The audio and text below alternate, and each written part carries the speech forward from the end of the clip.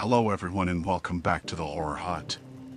Before you drift off, it would be a nice idea if you could leave a comment to let me know where you are listening from.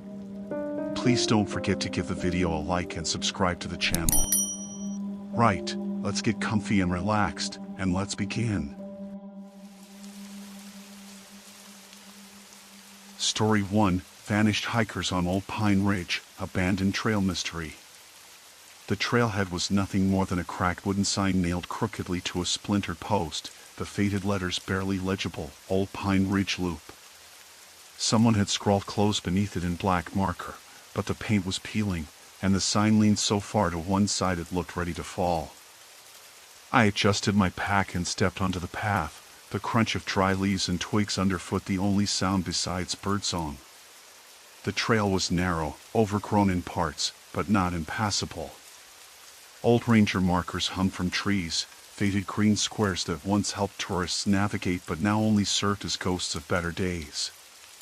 As I walked, I noticed the remnants of campsites, charred rings of stone, flattened patches of grass where tents had once stood, and the occasional rusted can or broken bottle half buried in the soil. Nothing alarming, just the normal leftovers of human presence in the wild. By midday, I found a spot near a small creek to rest. The sun was hot on my back, and the cool rush of water was a welcome relief. I pulled out my water bottle, took a long drink, and unrolled a sandwich. As I ate, I scanned the area. There was no sign of other hikers. That felt odd, considering the trail's past popularity, but the closed sign at the start had probably scared most people off. Still, the forest felt alive, not empty. Every rustle in the underbrush set my nerves on edge, but I told myself that was normal wild animals, wind, my own imagination. I decided to push a little farther, hoping to find a better campsite before nightfall. The trail twisted and climbed, roots jutting out like gnarled fingers, and the air grew cooler under the thickening canopy. Every so often, I spotted fresh footprints in the dirt boots, mostly, though some looked like sneakers. I crouched to examine them, noting how crisp and distinct they were. Someone had passed this way recently. That was strange. The trail was supposed to be abandoned, but here were clear signs of other people. I followed the footprints cautiously, curiosity pulling me forward.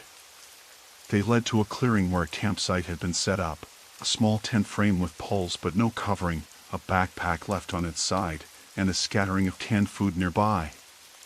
There was no sign of anyone around, and the gear looked hastily abandoned. I called out softly, "Hello?" No answer. My stomach tightened. Something about the scene felt wrong, as if whoever had been here left in a hurry.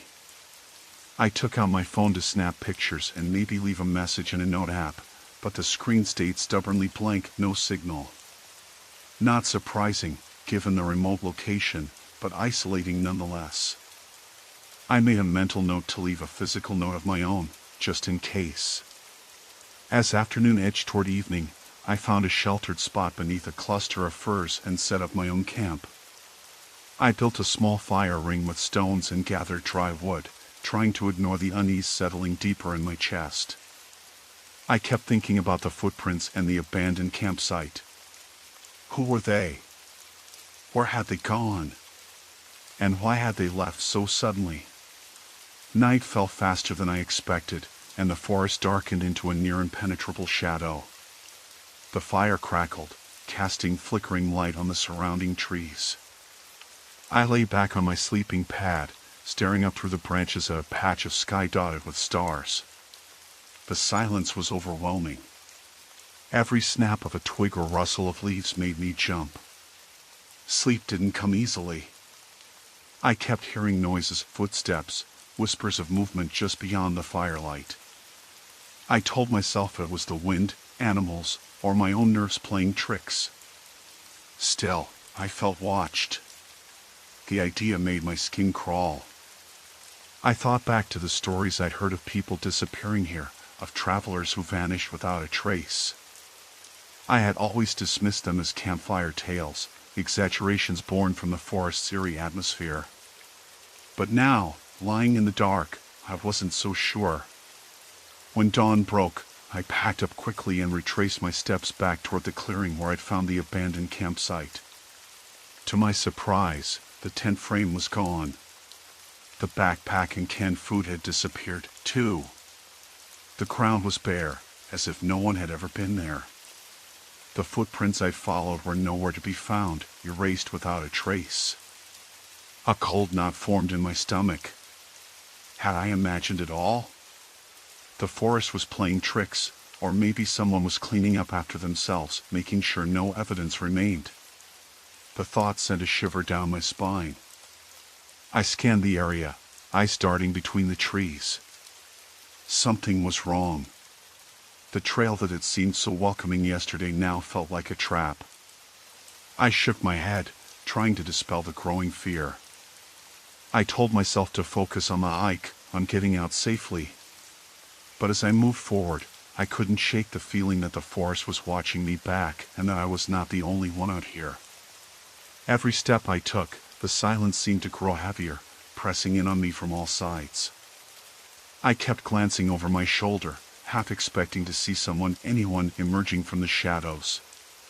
But the trail remained empty, the forest indifferent.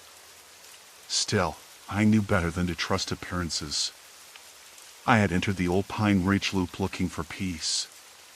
Instead, I had stumbled into something far more unsettling.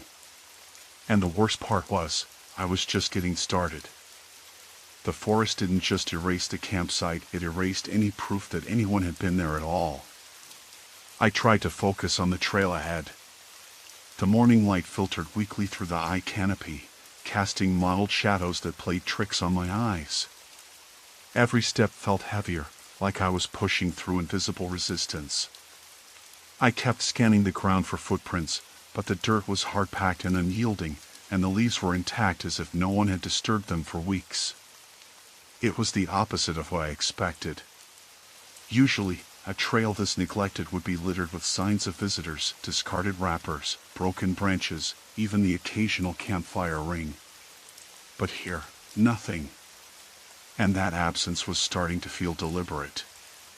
About 2 hours into the hike, I came across a clearing where I knew from the faded map there should have been a campsite.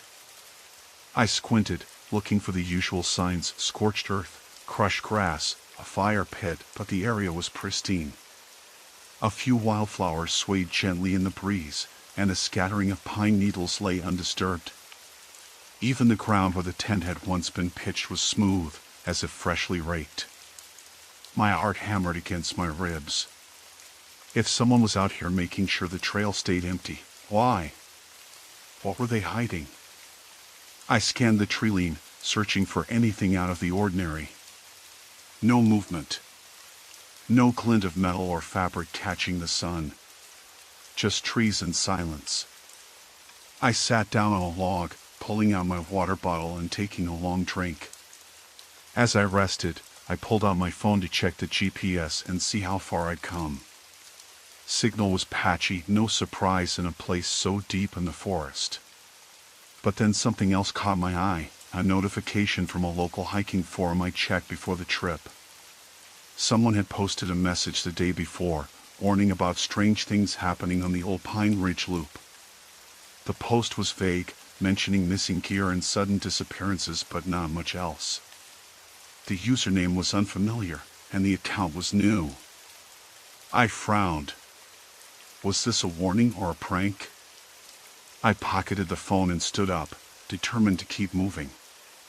I couldn't let paranoia get the better of me. Besides, if there were people out here wiping out evidence of others, I'd find out soon enough. By midday, the trail twisted sharply uphill. The incline was steep, and the underbrush thickened, making every step a fight. Sweat dripped down my forehead despite the cool air. I kept my eyes peeled for any sign of recent activity. Then, just as I was about to take a break, I spotted something on the ground, a scrap of fabric, half buried in the dirt near a cluster of rocks. My breath hitched. The cloth was faded, olive green, like a piece of a jacket or a torn sleeve. I knelt down and carefully pulled it free.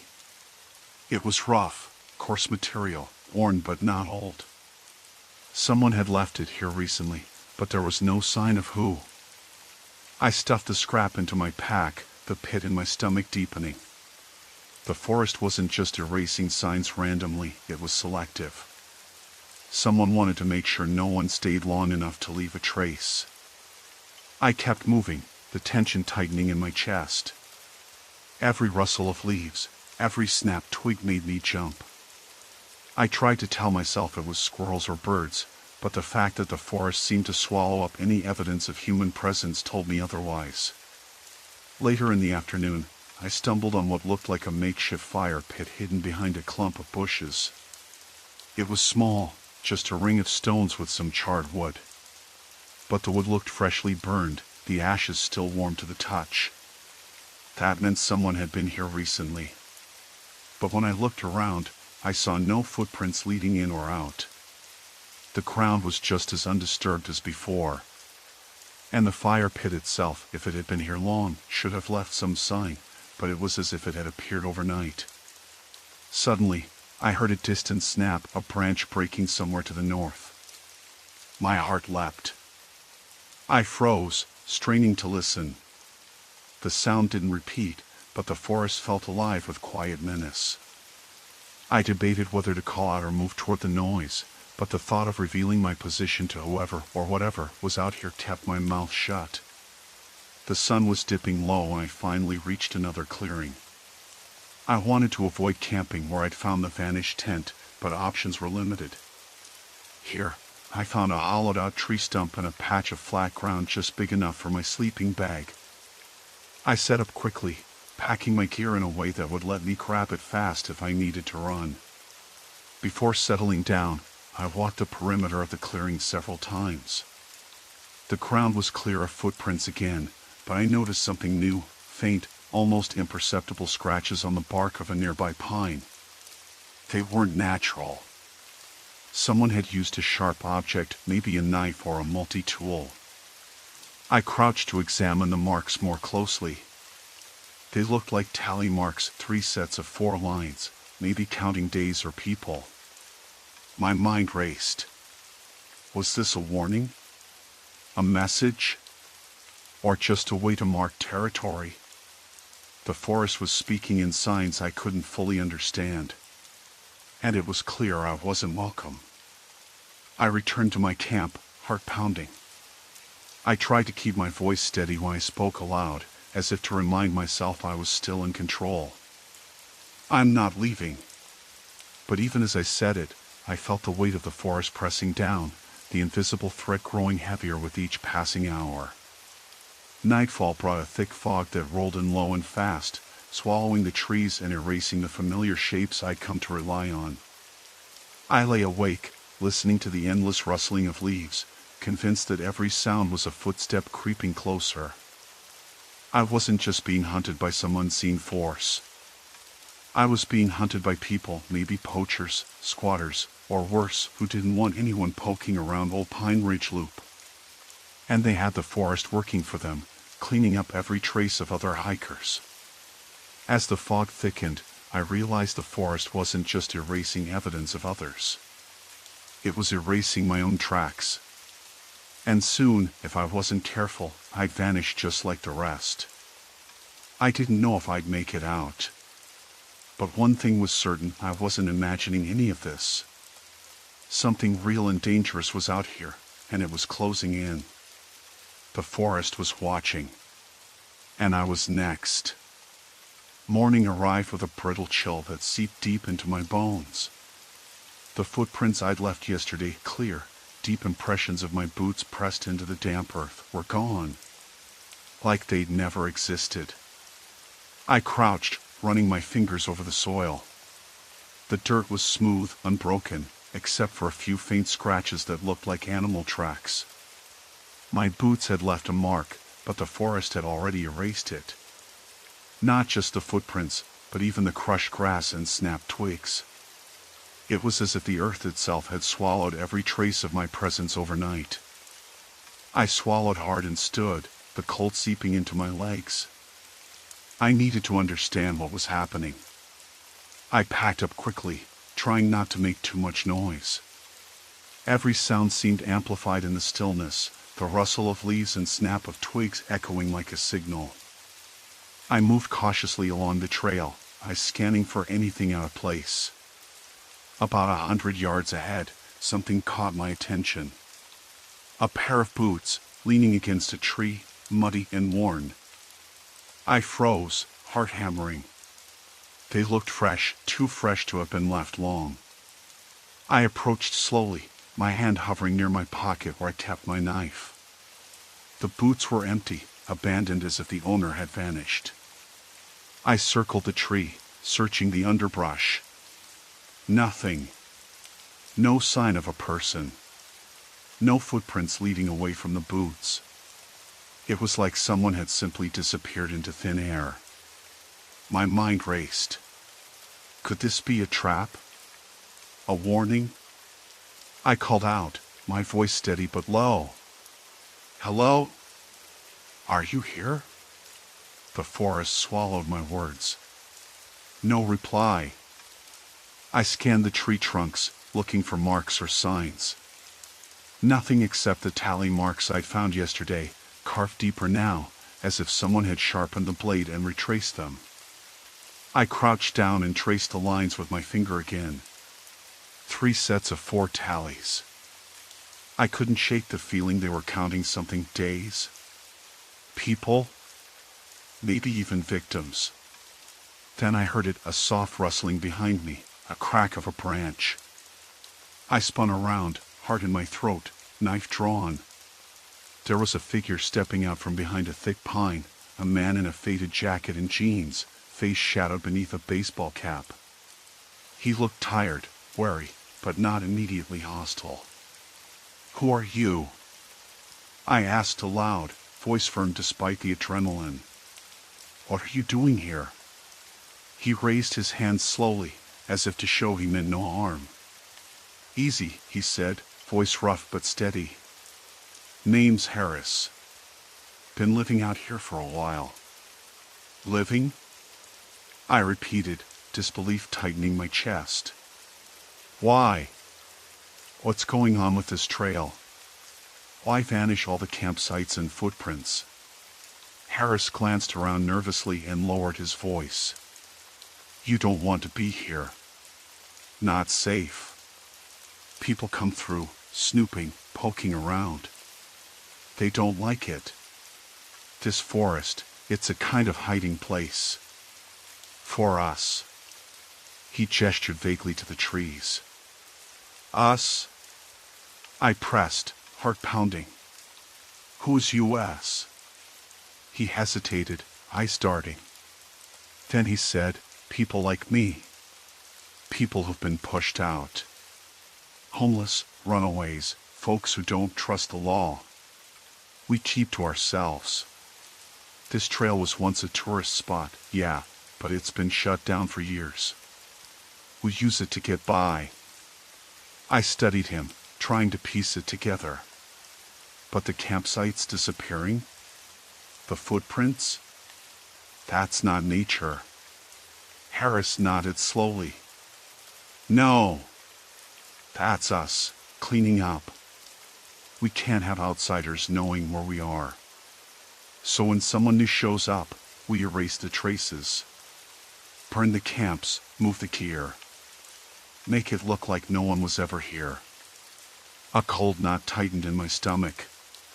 So the forest isn't erasing anything on its own. It's people. You and whoever else. Exactly. Harris's voice was low, almost a whisper. "We're the forest's ghosts. We watch, move in the shadows. If you don't belong, you disappear." The weight of his words crushed me. I wasn't imagining the vanishings. It was real. And I was being hunted not by some supernatural force, but by desperate people protecting their fragile sanctuary. "Why didn't you warn me?" I asked, voice barely above a whisper. He looked away, conflicted. "Some of us wanted to. But others, they don't trust outsiders. They think you're a threat. If you stay, you're in danger. I swallowed and glanced back down the path I'd come. No footprints. No sign I'd been there before today. The forest was a trap, a place where evidence of people was erased daily, leaving only silence and shadows. I'm not leaving, I said aloud, the same words I'd spoken last night. This time, with a bitter resolve. But I need to know how to stay alive here. Harris nodded slowly, the tension in his face easing just a bit. Then listen. Follow me. He led me through the underbrush, moving with quiet purpose.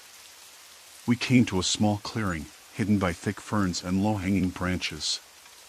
There, a few tents were tucked away, more abandoned booths, some scattered cans, and a makeshift fire pit. It was a ghost camp, like the ones I'd found before, but this one was active. This is our home, Harris said. We keep it hidden. You don't talk. You don't leave tracks. You don't get noticed. I looked around, heart pounding. I was standing in the middle of the very thing I'd been chasing, the truth behind the vanishings. It was raw, desperate, human. Harris's eyes locked with mine. But there's one more thing you need to know, he said quietly. There are others out here. People who don't want anyone snooping. They watch the trail too. And they don't stop at erasing footprints. A shiver ran down my spine. You mean, they'll hurt me? He nodded grimly. If you cross them, if you dig too deep, you might not make it out. The forest wasn't just erasing evidence. It was erasing people. I swallowed the fear rising in my throat. There was no turning back now. I'd found the point of no return. I asked, voice steady despite the panic, how long have you been out here? Too long, Harris admitted. But that's why I'm telling you this. You need to be careful. Because if you don't, you'll be next. The forest closed in around us, silent and watchful. And I knew, with a terrible certainty, that my footsteps would soon vanish too unless I could find a way to survive the humans who lived in the shadows of Old Pine Ridge Loop. The weight of Harris's warning settled over me like a storm cloud, thick and suffocating. I need to know more, I said, voice low but urgent. Who are these others? How far will they go to protect this place? Harris's jaw tightened, and for a moment he seemed like a different man, hardened, wary. They're scavengers, poachers, sometimes worse. People who've been pushed out of regular society. They use this trail and the surrounding forest for illegal hunting, drug deals, even human trafficking, sometimes. They don't want anyone poking around. They watch for strangers, and they deal with them quietly. The word quietly hung in the air like a noose. I swallowed hard. And how do they make the footprints and campsites disappear? The whole forest. That's their work, Harris said. Not the forest. They patrol the trail every day, clear any sign of outsiders. Burn camps, collect trash, even dig up footprints to hide them. They're meticulous because they know what's at stake. If the authorities catch wind of the trail being used, they lose their operations.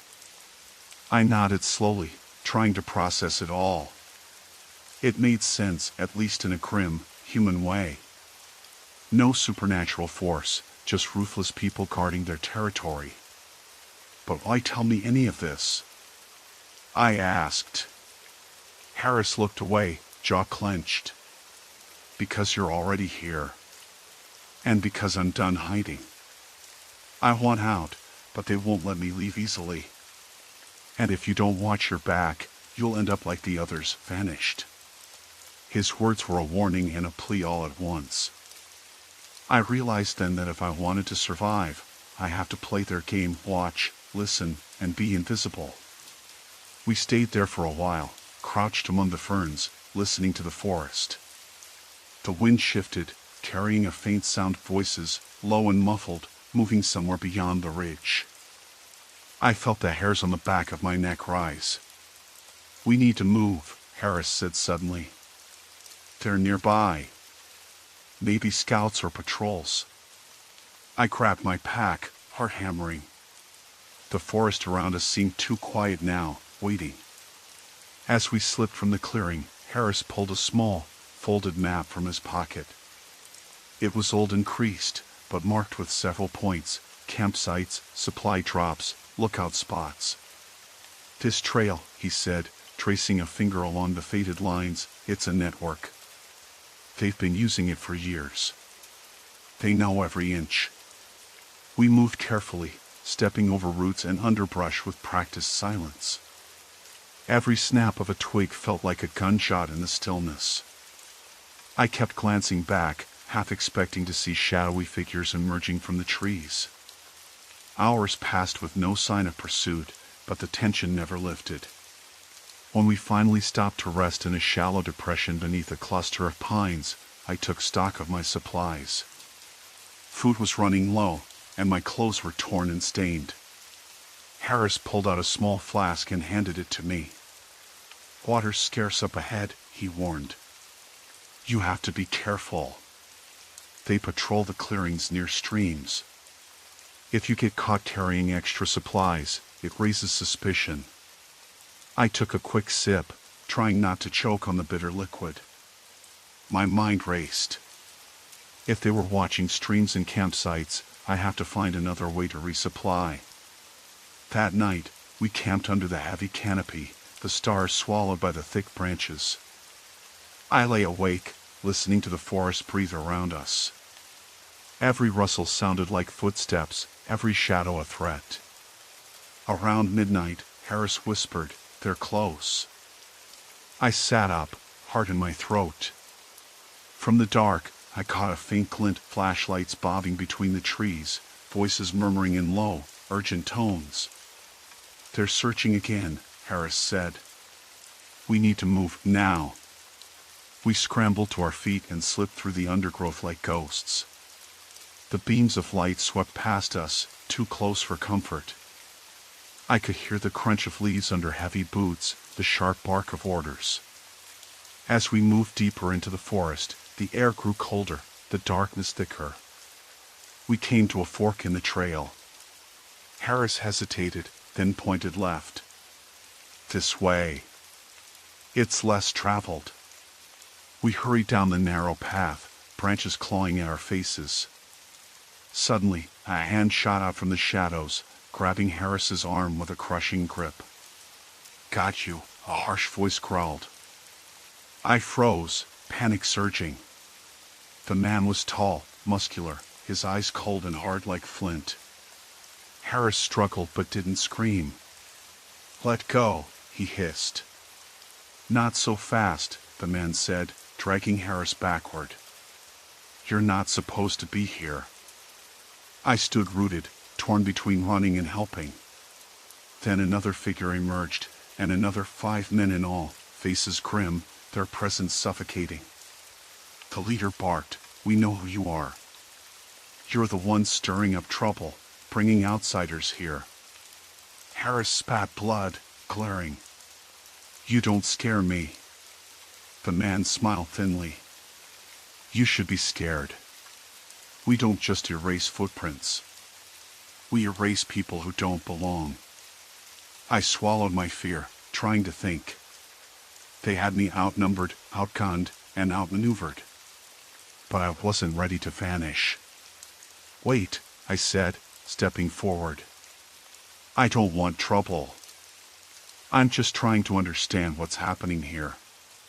The men exchanged looks, suspicion etched in their faces. The leader's eyes narrowed. "Understanding doesn't get you out alive." Before I could react, one of the men grabbed my arm. The grip was tight, painful. Harris lunged forward, but a swift blow to his ribs sent him crashing to the ground. "Enough," the leader snapped. "You'll come with us. Maybe then you'll learn your place." They dragged us deeper into the forest, away from the trail, into a clearing I hadn't seen before. There, a small compound lay hidden, ramshackle cabins, cages, piles of stolen goods. The reality hit me like a punch to the gut. These weren't just scavengers or poachers. They were criminals hauling in everything they could: animals, drugs, people. The forest was their fortress. As they locked us inside a battered cabin, the weight of my situation pressed down harder than the walls around me. I was trapped not just by the forest, but by these men who ruled it with violence and fear. I sat on the cold floor, watching Harris breathe heavily beside me. The forest outside seemed to close in, indifferent to the horrors within. And I knew, with chilling certainty, that if I didn't find a way out soon, I would be erased too, just another ghost lost in the woods. The first time the door creaked open, I flinched. "You're going to listen," he said, voice low and cold. "We don't want to hurt you more than we have to. But if you make noise, if you try anything, you'll regret it." Harris looked at me, and for a moment, I thought I saw a flicker of the old stubborn defiance. Then the leader motioned toward the door, and two others followed him out, locking it behind them with a heavy deadbolt. Hours passed in silence, the only sound the occasional drip of water from a leaky roof and the shallow breaths we both tried to keep steady. I thought about the forest outside, the way it swallowed campsites and footprints like they never existed at all. But these men were different. They weren't the forest's doing. They were the reason everything vanished, the force behind the erasure. I had to find a way out, but escape wasn't just about running anymore. It was about understanding what I was up against. When the door opened again, it wasn't the leader. It was one of the younger men, quieter, less aggressive. He tossed a small bundle of stolen supplies onto the floor, a few cans of food, a half-empty bottle of water, some threadbare blankets. "Eat," he muttered without looking at us, then left. Harris tore into the food while I cautiously examined the supplies. There was a folded map tucked inside one of the cans. It wasn't a trail map, it was a crude sketch of the compound and surrounding forest, marked with notes in shaky handwriting: campsites, stash points, patrol routes. The realization hit me hard. These men weren't just criminals hiding in the woods, they controlled everything. The forest's erasure wasn't random, it was deliberate. They built a system to erase evidence of their presence, to keep outsiders from finding what they were doing.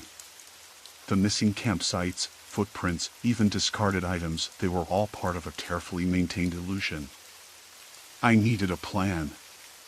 That night, I listened through the thin walls, memorizing the men's shifting footsteps and muffled conversations. They talked about shipments, about new people captured, about cleaning up the forest for another run. The leader's voice was always sharpest, always in control. But beneath it all, I caught something else, a hint of fear. By dawn, I'd pieced together their routines. They weren't invincible. They made mistakes. They were human. At first light, when the guards shifted, I whispered to Harris, "We have to move before they start the next patrol. There's a gap, maybe 20 minutes. He nodded, grim but alert. We slipped out of the cabin, careful not to touch the walls.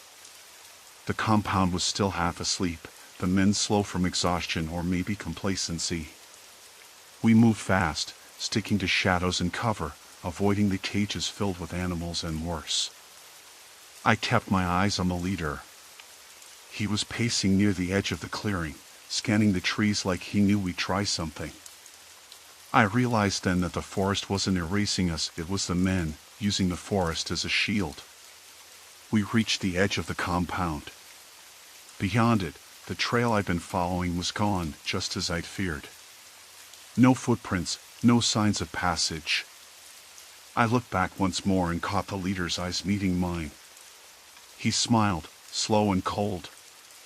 "You're not leaving," he said. That smile was the last thing I saw before the first of them tackled us to the ground. I woke up hours later, tied to a rough wooden post near the center of the clearing.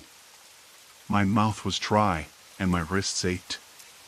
Harris was beside me, bruised but conscious. The leader stood before us, flanked by his men. "You think you can just walk in here and take from us," he said. "This forest is ours. Every camper, every hiker, gone, because we want it that way. We erase all traces. People like you are liabilities." I swallowed my fear. "Why? What do you even want?" He laughed, a bitter sound. "Power. Money. Control. The forest is the perfect hiding place. No one bothers looking once they realize the trail's vanished. But you," he leaned in, voice low, "you're going to learn what happens when you don't belong."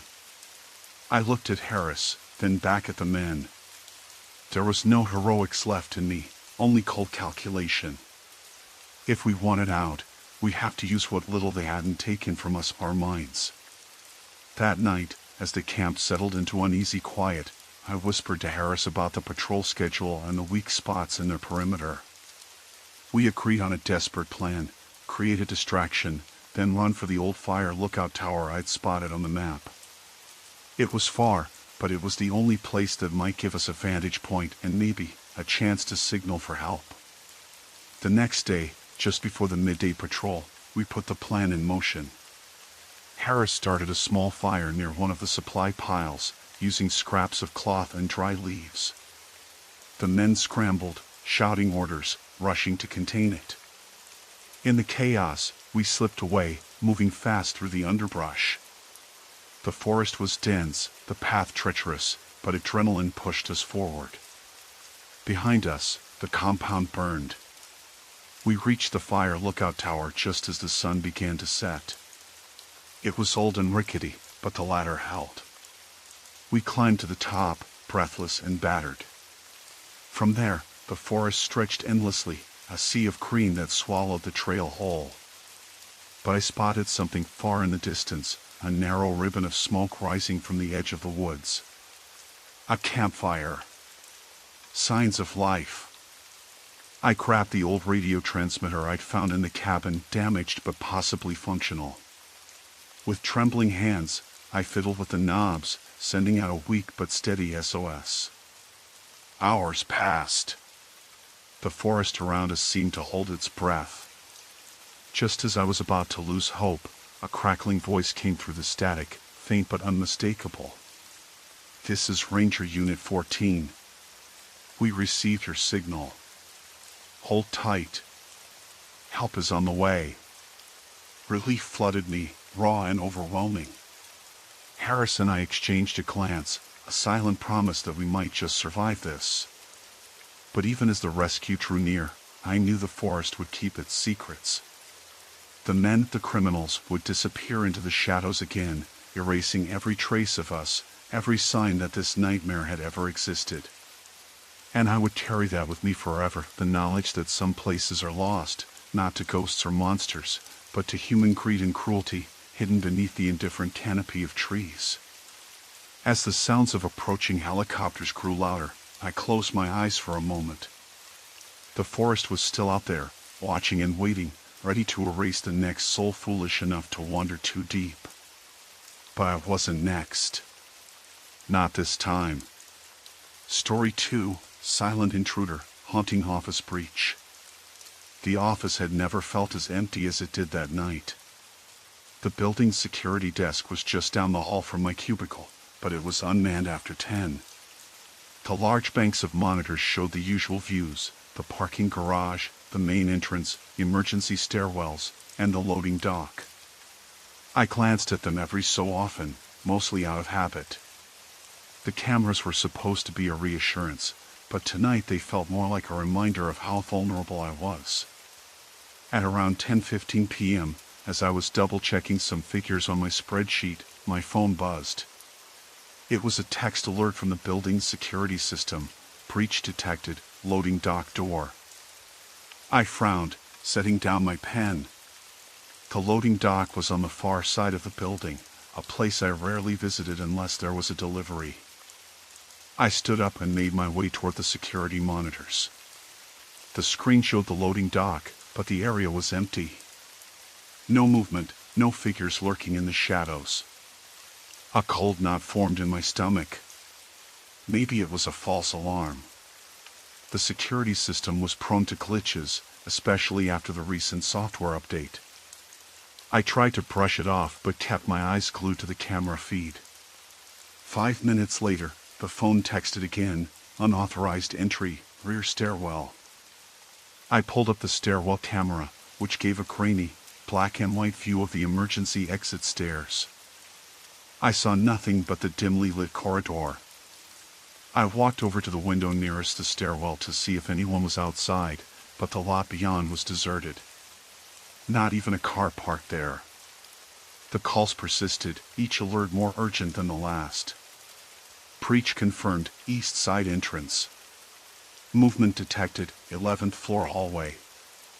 Each time, I checked the cameras, but there was no one. No shadows, no flicker of movement. It was as though the system was detecting something that didn't exist. That's when a thought struck me. The only other person with access to the building was Mark. Mark, my coworker, who had been fired 3 weeks ago after the company discovered he'd been stealing sensitive documents. The HR department said he'd vanished and the police were involved, but no one knew where he was. His access card had been deactivated, at least, it was supposed to be. I pulled up the access logs on my computer. The system showed no recent entries by Mark's ID. It was a relief, but the nagging feeling remained. What if someone else was using his card? Someone who knew the codes, the routes, the security blind spots. I tried calling the building's security hotline, but the line was dead. The guard who usually patrolled overnight wasn't on duty, and the emergency number redirected straight to voicemail. I was alone, and the building's own system was working against me. At 11:05 p.m., the alarm sounded briefly in the hallway, a sharp, piercing sound that echoed in the empty office. I froze, heart pounding. The camera still showed no one. I heard a faint noise, then soft footsteps in the corridor outside my office. I pressed myself against the wall, the monitor's glow casting eerie shadows. The footsteps slowed, then stopped. I couldn't tell if whoever it was waiting, listening, or just standing still. I debated whether to call the police, but worry about sounding paranoid. What would I say? I'm alone in the office and alarms are going off, but no one is visible on the cameras. It sounded crazy. Minutes dragged on. The footsteps faded away down the hall. The alarm stopped. The system sent one last alert before midnight, security breach resolved. I sat back down, shaking slightly, the sterile hum of the office now suffocating. Whatever was happening wasn't a glitch. It was real. And I was the only person left to deal with it. I glanced at the clock. Nearly midnight. The building should be empty, locked down tight. Yet somewhere out there, something or someone had slipped through every safeguard. My fingers hovered over the phone, but every number I could call felt useless. Security was either on the other side of the city or already overwhelmed by whatever was unfolding. I stood up, heart pounding, and took a slow, cautious step toward the door. The hallway beyond was dimly lit, shadows pooling in the corners like ink spills. I debated retreating back to the safety of my cubicle, but the nagging sense of responsibility wouldn't let me. I had to know. Had to see if whatever triggered the alarms was still here, or if it had left behind any clue to what it was. The fluorescent lights flickered overhead, a subtle stutter that made the hairs on my neck rise. I reached for the door handle, my palm slick with sweat. The metal was cold, unyielding. I opened it just a crack and peered out. The corridor stretched empty and silent, save for the soft echo of my own breathing. I moved forward, every step measured and slow. The usual hum of computers and office machines was gone, replaced by a thick, unnatural silence. Then, a sudden sound, a faint tapping from the far end of the hall. My breath caught, and I froze, straining to listen. Tap. Tap. Tap. Rhythmic, deliberate. Like someone or something was signaling, trying to communicate. I edged toward the noise, my eyes darting to each doorway. The conference rooms, break areas, supply closets, all deserted. The tapping persisted, coming from the server room. My mind raced. The servers were supposed to be locked down tight, accessible only by authorized personnel. How had anyone gotten in? The door to the server room stood slightly ajar, a sliver of darkness beckoning me inside. My instinct screamed to run, but curiosity and fear propelled me forward. I pushed the door open slowly. Inside, the usual blinking lights of the machines were dimmed, some even flickering erratically. A chill ran down my spine. Then I saw it. A small, metallic device perched atop one of the server racks, a strange contraption, wires sneaking into the cables, its surface etched with symbols I didn't recognize. The tapping continued, now clearly coming from the device itself. It wasn't random. It was a pattern. A code. I swallowed hard, reaching out to touch it. The moment my fingers brushed against the cold metal, a low hum filled the room, rising quickly to a piercing shriek. The lights blinked violently, then everything went black. When my eyes adjusted, I realized I was no longer alone. A shadow moved in the corner, just beyond the reach of the emergency exit light. I held my breath, heart hammering, as a voice, low and mechanical, whispered, "Welcome back." The shadow didn't move again after that whisper. No answer. Just that tapping. Tap. Tap. Tap. Like Morse code, but I couldn't make sense of the pattern. I swallowed and flicked my flashlight toward the shadow. It was too dark to see anything clearly, but the shape was unmistakably human.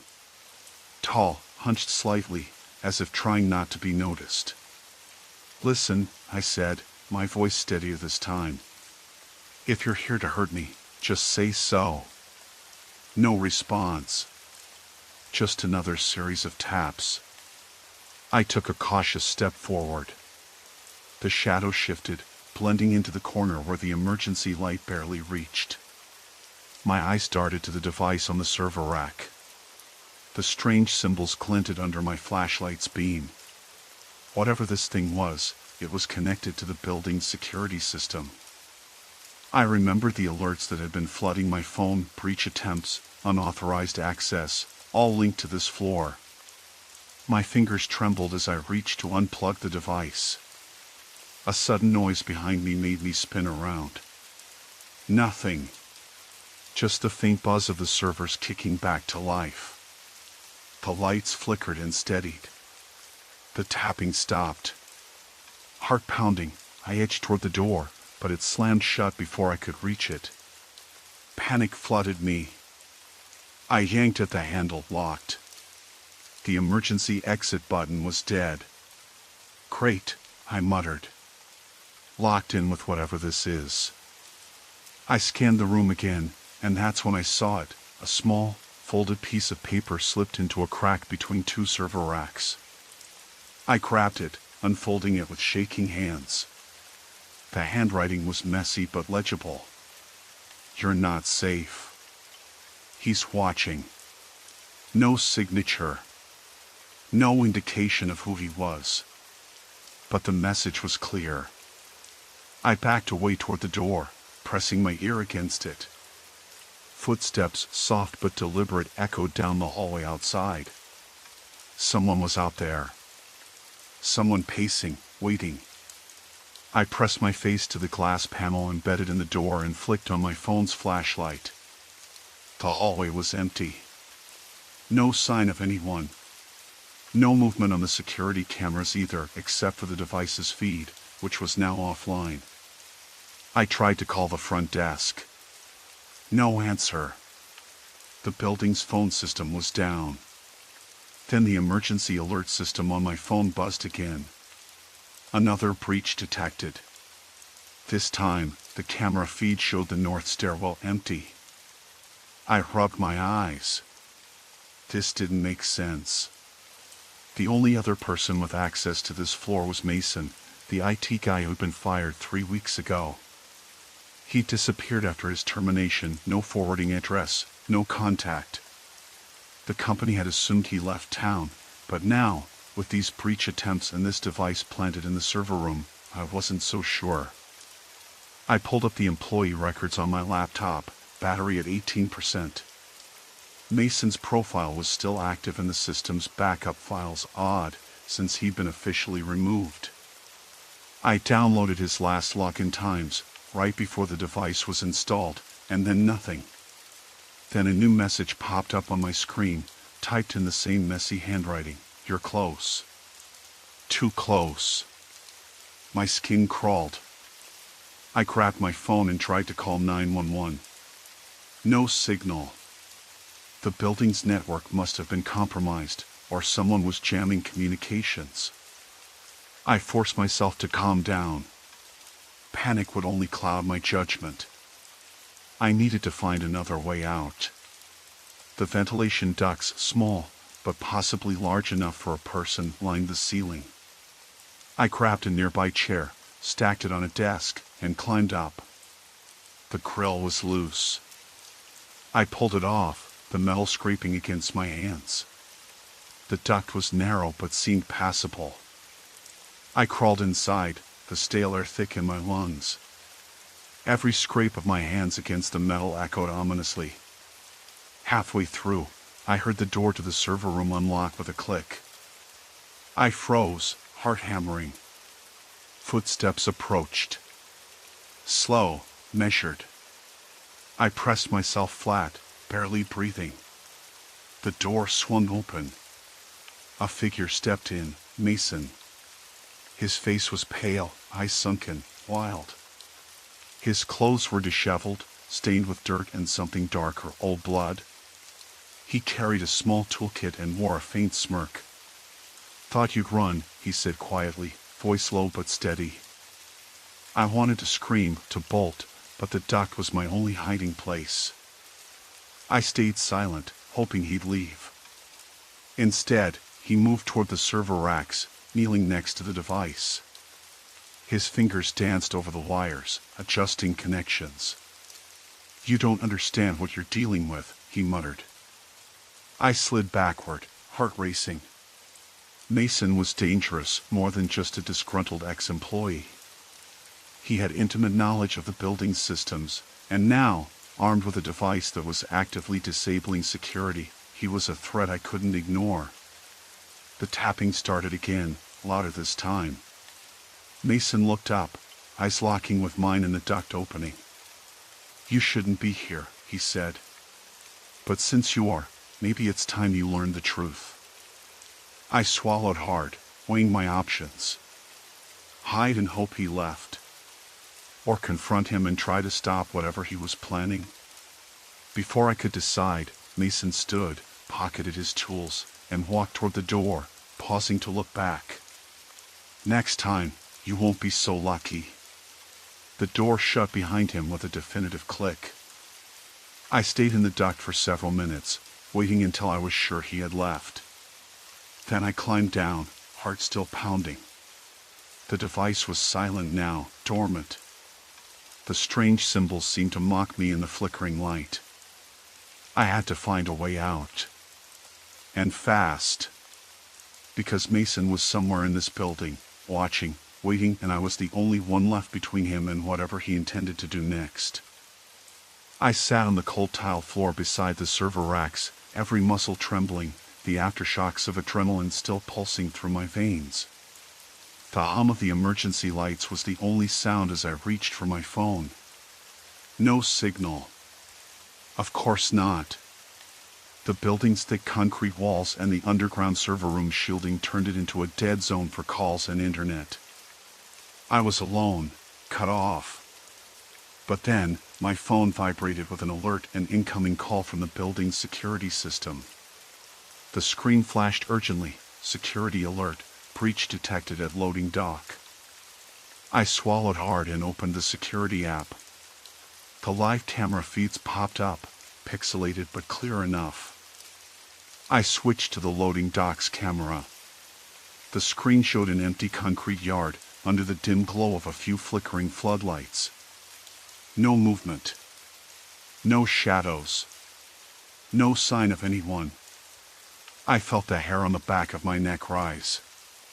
The system was calling out a breach, but the camera showed nothing. Had Mason rigged the system to send false alarms? Or worse, was someone else in the building? Another alert came in. This time from the rear stairwell. Again, a breach. Again, nothing on the camera feed. The security system's internal log showed the last authorized access was over 2 weeks ago, right before Mason was fired and disappeared.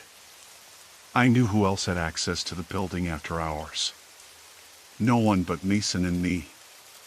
But Mason was supposed to be gone, vanished without a trace. Or so I thought. The thought gnawed at me. What if Mason wasn't working alone? I decided to check the control room. Maybe I could get a better look at the cameras, or override the false alarms. I left the server room, the shadows stretching long in the dim corridors. Every sound echoed the distant hum of HVAC, the occasional creak in the building's old joints. I passed the main security office, the door slightly ajar. That wasn't normal. The building was supposed to be locked tight overnight. I peered inside. The monitors flickered, showing the familiar grid of camera feeds. I noticed a figure hunched over the console, their back to me. I froze. "Hello?" I called softly. The figure didn't move. I stepped closer, heart pounding. Then the figure turned, and it wasn't Mason. It was someone else. Someone I recognized. Someone I never expected to see here. "Why are you here?"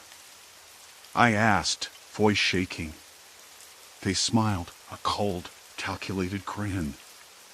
"You've been digging where you shouldn't. It's time you learned the truth." I backed away, realizing I was no longer the hunter, I was the prey.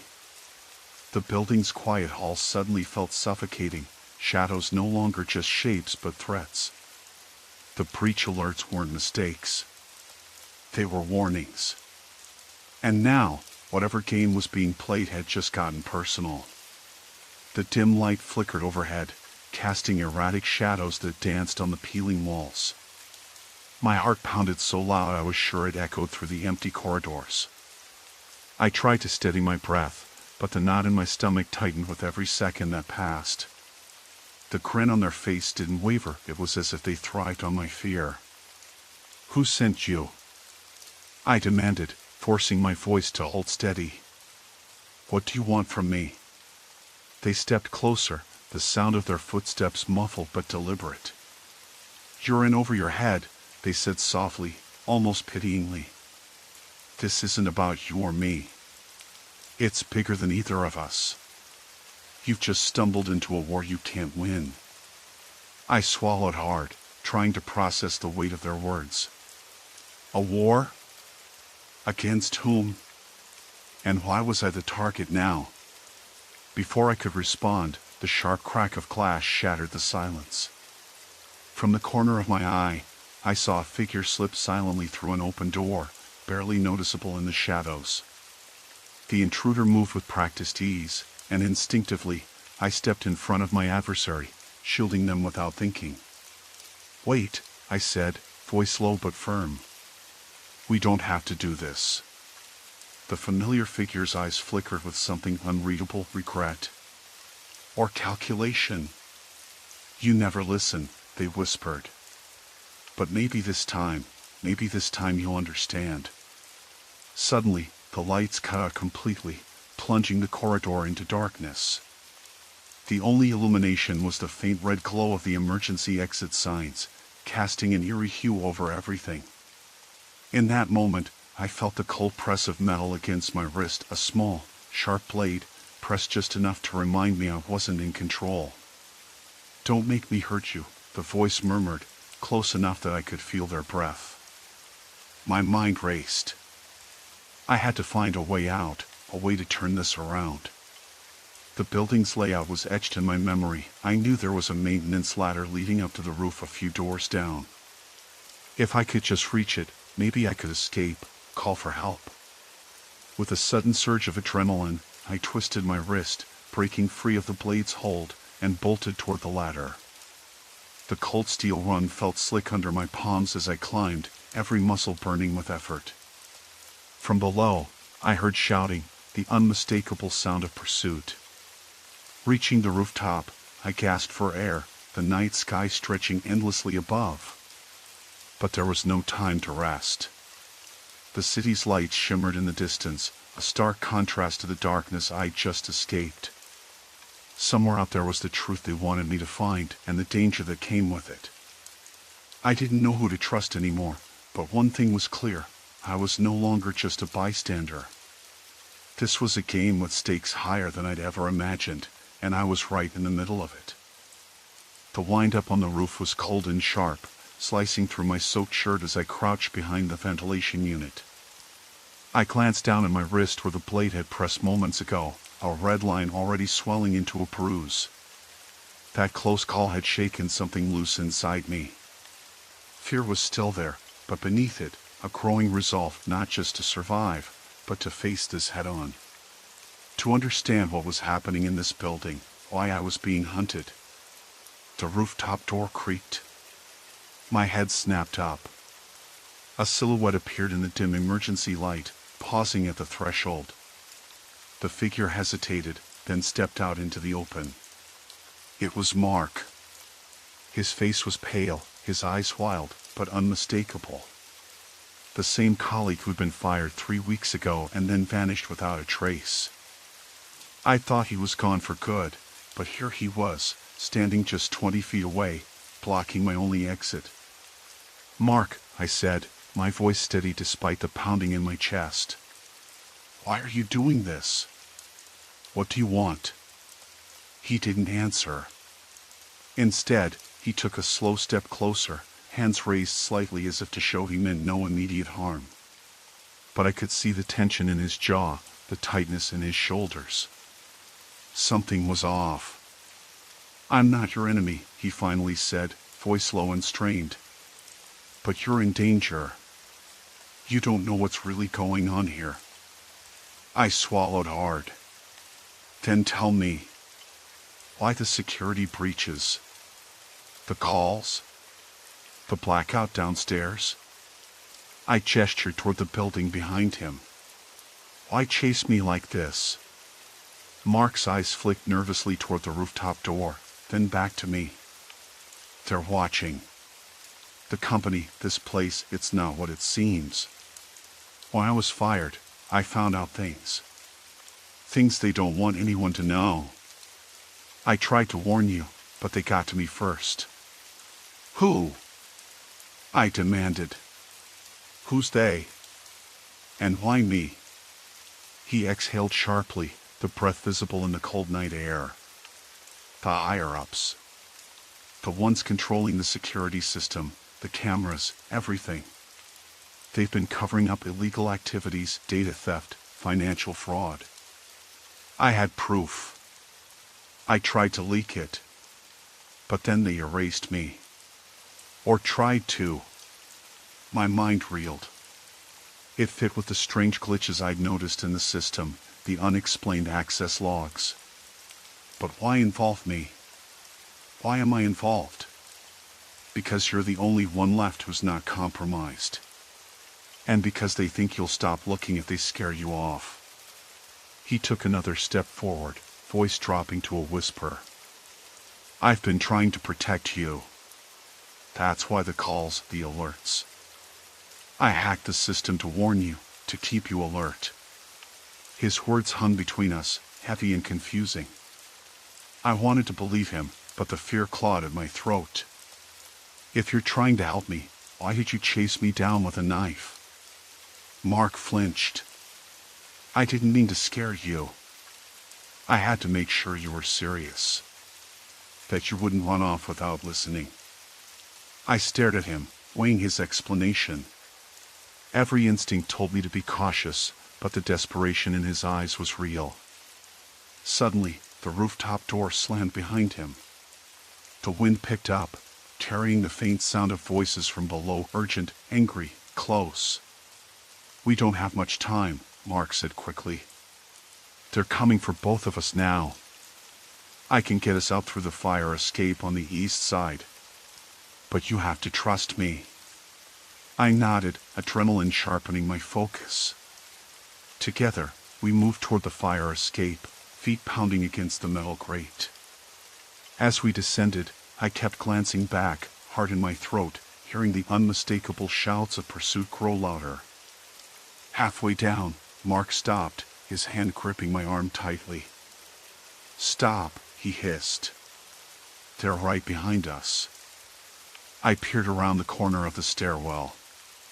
Two figures emerged from the rooftop access door, flashlights cutting through the darkness.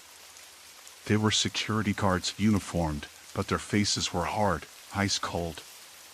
One barked into a radio, target sighted. Don't let them escape. The chase was on again. We dropped to the next landing and pressed our backs against the wall, breath shallow. Mark pulled out a small device, a modified keycard with wires sticking out.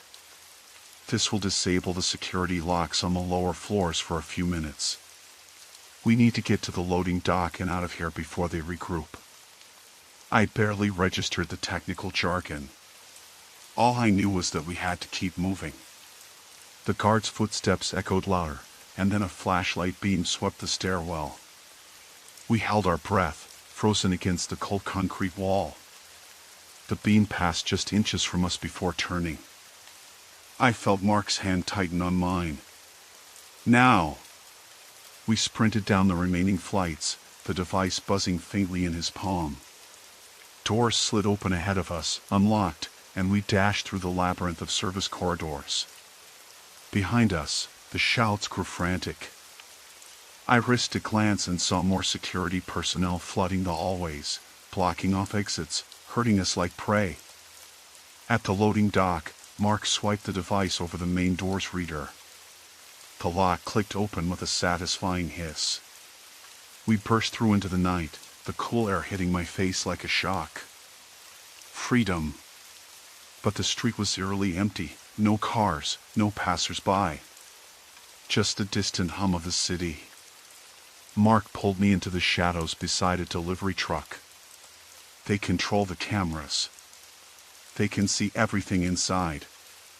But outside, we have a chance. I nodded, heart still racing. What now? He looked me in the eye, the desperation replaced by grim determination. We expose them. The evidence I have is enough to bring the whole operation down. But we need proof, and we need to get it out. Suddenly, a sharp noise, a slip of metal on concrete, made us both freeze.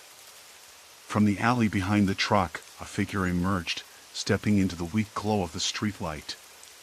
The unmistakable face of one of the security guards. He smiled coldly. Going somewhere? Mark's hand moved to his pocket, pulling out a compact stun gun. Back off.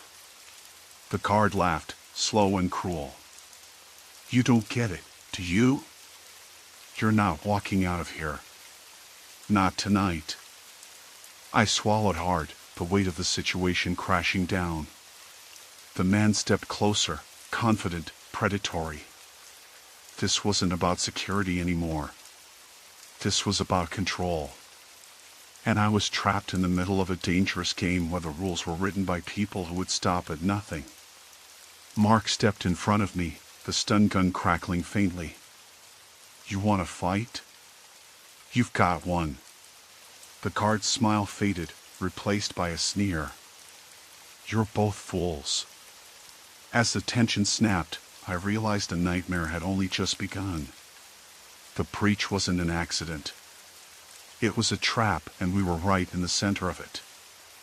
The guard's sneer twisted into a snarl as he lunged forward, but Mark was faster. "We don't have time," Mark whispered, glancing nervously toward the empty street.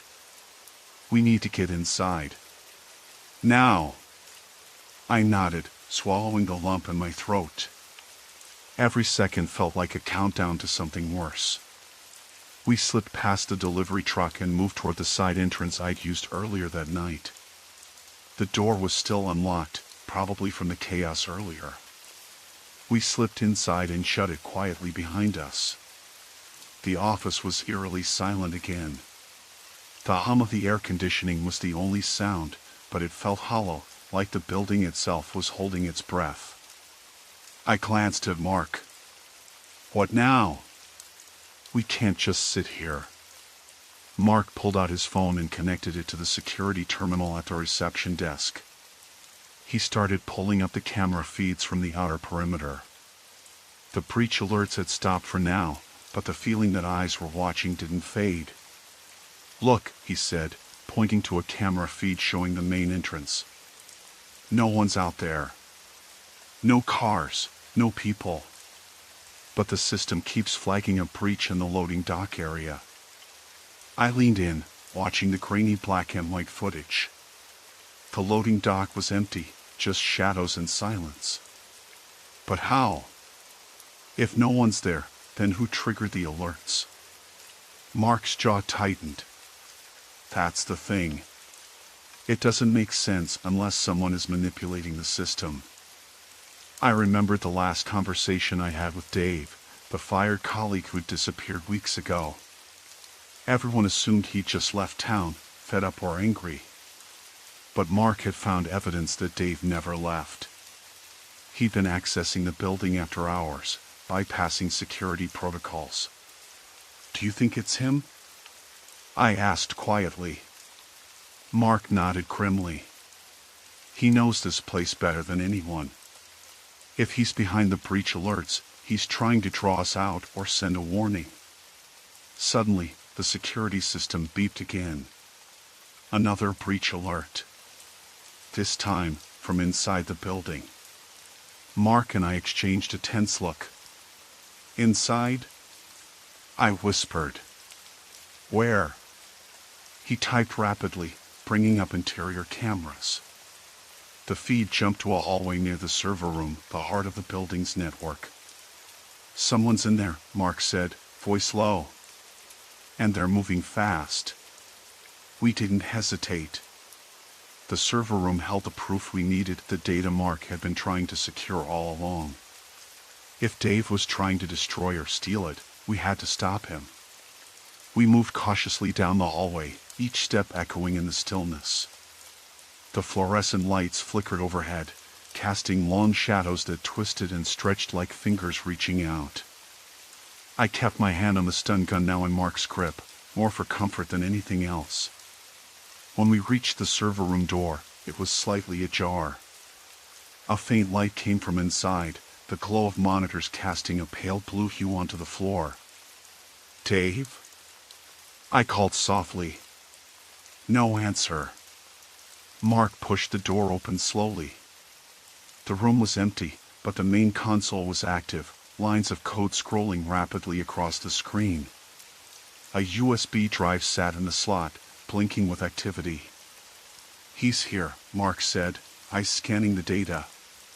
"But he's not in the room." I felt a chill. Dave was playing a dangerous game, using the building systems like a puppet master. Whoever was controlling this breach wasn't just trying to scare us, they wanted to manipulate the flow of information, control what we saw and knew. Suddenly, the door slammed shut behind us with a deafening bang. I spun around, heart leaping, but the hallway was empty. "Locked," Mark murmured, pressing buttons on the keypad. "The system won't let us out." I tried the handle. Nothing. "We're trapped," I said, swallowing hard. Why would Dave do this? Mark's face was tense. "To buy time." to finish whatever he started. Then the monitors flickered, and a live feed appeared on the main screen. It was a video grainy, but unmistakably Dave. His face was lit by the glow of a single lamp, eyes wild but focused. "You shouldn't be here," he said, voice strained, almost pleading. "They don't want you to know the truth." But I'm done running. The feed cut out abruptly, replaced by the camera feed from the loading dock. Movement flickered in the shadows. A figure stepped forward, hood pulled low over his face. Mark's eyes widened. "It's him." I felt the weight of the moment settling over us. Dave wasn't just a disgruntled employee or a missing person. He was a man pushed to the edge, fighting a battle we barely understood. "Why?" I asked, voice barely above a whisper. Mark shook his head. "Because he saw what they were doing. The corruption, the lies, and he wanted to stop it. But now, he's lost control."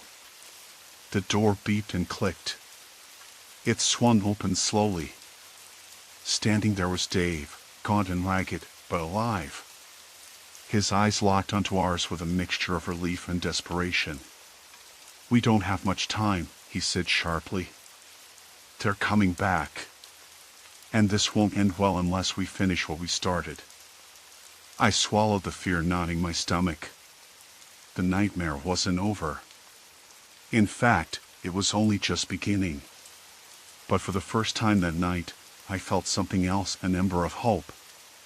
Because now we were together, and maybe, just maybe, we had a chance to see this through. Story 3, Contaminated Conviction, a town's toxic delusion. When I first moved back to Millwood, I thought I was coming home. But the water tasted wrong. I noticed it the day after I arrived. I filled a glass from the kitchen tap, expecting the crisp, clean flavor I remembered from childhood summers. Instead, it had a flat, metallic tang that clung to my tongue. I shrugged it off, assuming the pipes were old or maybe the water heater was acting up. I drank it anyway. It was water, after all. Within a week, a quiet unease settled in. It wasn't just me. My throat felt raw in the mornings, and a persistent headache nagged at the edges of my mind. Then I started hearing whispers at the grocery store, at the diner, even at the post office. People coughing more than usual. Kids missing school with stomach pains. Mrs. Harper down the street mentioning her husband's sudden bouts of nausea. I tried to keep it casual, but the pattern was impossible to ignore. I brought it up at the town hall meeting one evening, hoping for clarity. The room was packed, faces familiar but strained. I voiced my concerns plainly. "Has anyone tested the water lately? It tastes off, and people are getting sick." Mayor Jennings smiled, a practiced expression that didn't reach his eyes. "The water's perfectly safe, Sarah. Our public works department runs tests regularly. There's no cause for alarm." I pressed, "But the symptoms, headaches, stomach issues, are on the rise. Isn't that something to investigate?" He shook his head. "Every year, we see seasonal illnesses. It's nothing unusual. We follow all EPA guidelines. I assure you, the water is fine." And just like that, the conversation ended. No one else chimed in. The room shifted uncomfortably, the silence louder than any protest. I walked out with a knot tightening in my chest. Something wasn't right. Over the next few days, I tried to talk to neighbors, friends from my childhood. At first, they were dismissive. "You're just imagining things," said Mike, my old high school buddy, rinsing the taste of tap water from his mouth like it was a bad joke. "We've been drinking this water forever." But then I noticed how quickly people changed the subject when I mentioned illness or the water. At Jenny's cafe, the usual warmth in her eyes was replaced with a guarded look. "Look, Sarah, maybe don't stir the pot. she said softly when I asked if she'd noticed anything strange about the water. People are scared enough as it is. Scared of what? I wondered. What exactly were they hiding? My background in environmental science gave me a reason to dig deeper. I started by requesting the latest water quality reports from the municipal office. The clerk was polite but evasive. "You can find everything online," she said, sliding a pamphlet across the desk without meeting my eyes. I searched the town's website that night, scrolling through pages that were oddly sparse. The most recent water report was 6 months old, and it showed no issues. Yet the symptoms in town were getting worse, not better.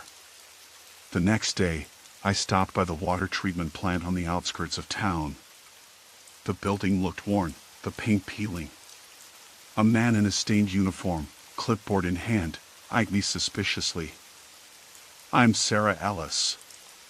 I just moved back and wanted to ask about water safety." "There's been talk about some illnesses lately," I said, trying to keep my tone neutral. He grunted. "We do our job by the book. No contamination here. Can I see the latest test results?" He shook his head. "Sorry, that's not for public viewing." His refusal felt like a brick wall. I left with more questions than answers. That evening, I poured a glass of tap water and stared at it in the dim kitchen light. It was clear, but I remembered the taste, sharp, metallic, wrong. I thought back to what clean water should feel like sliding down the throat, refreshing, neutral, almost invisible. This was something else entirely. By that point, the headache had settled into a dull throb, and my stomach churned unpredictably. I told myself it was stress, but the knot in my gut said otherwise. On a whim, I bought a pack of bottled water the next day. The first sip was like a revelation, pure, crisp, alive. I closed my eyes and savored it, the memory of clean water flooding back. It was as if I'd been drinking poison all along. I started carrying a bottle everywhere, careful not to let anyone see. People noticed. At the grocery store, an elderly woman gave me a sharp look when I grabbed a case of spring water. At the pharmacy, the clerk's smile faltered when I bought multiple bottles. Rumors were spreading faster than I wanted. A couple of neighbors stopped speaking to me, their eyes hard and wary. I got a call from an unknown number late one night. The voice on the other end was low and clipped. "Sarah, you need to stop asking questions. This town isn't what you think it is." I hung up, heart pounding. I wasn't ready to back down. Not yet. I spent the next day digging through old records at the library, scanning newspapers and public notices. I found a mention of a chemical spill 5 years ago, quickly buried under layers of official reassurances and vague statements about containment. The more I uncovered, the heavier the weight on my chest became. The water wasn't just unpleasant, it was dangerous. And the people of Millwood were either too afraid or too complicit to admit it. At night, as I lay in bed, I could still taste the metallic tang on my tongue, a bitter reminder of how much had changed while I was away. Everyone in town insisted the water was safe, but I was starting to realize that the truth was far more toxic and far more frightening than anyone wanted to admit. And now, I was the only one left who remembered what clean water tasted like. The next morning, I woke before dawn, the lingering metallic taste still clinging to my tongue like a warning. I grabbed my backpack and slipped out before anyone else was stirring. The streets were quiet, the usual hum of Millwood just waking up. I headed to the small public water treatment plant on the edge of town, the place I'd avoided for years. It was a modest building, nothing fancy, just a squat brick structure surrounded by chain-link fencing. The sign out front was faded but still legible, Millwood Water Authority. I had no official reason to be there, no credentials or connections. But I figured if anyone could tell me what was really going on, it'd be someone who worked here, or at least, someone who used to. I circled the building, peering through the gaps in the fence. No one in sight. The early morning chill made the metal links cold under my fingers. I pulled out my phone and called Tom, the retired plant operator I'd met once at the grocery store. He'd been one of the few people who didn't look away when I mentioned the water. His voice had a rough edge but no judgment. "Tom, it's Sarah. I'm at the plant. Can we meet? I need to know what's happening here." There was a pause, then a low, cautious voice.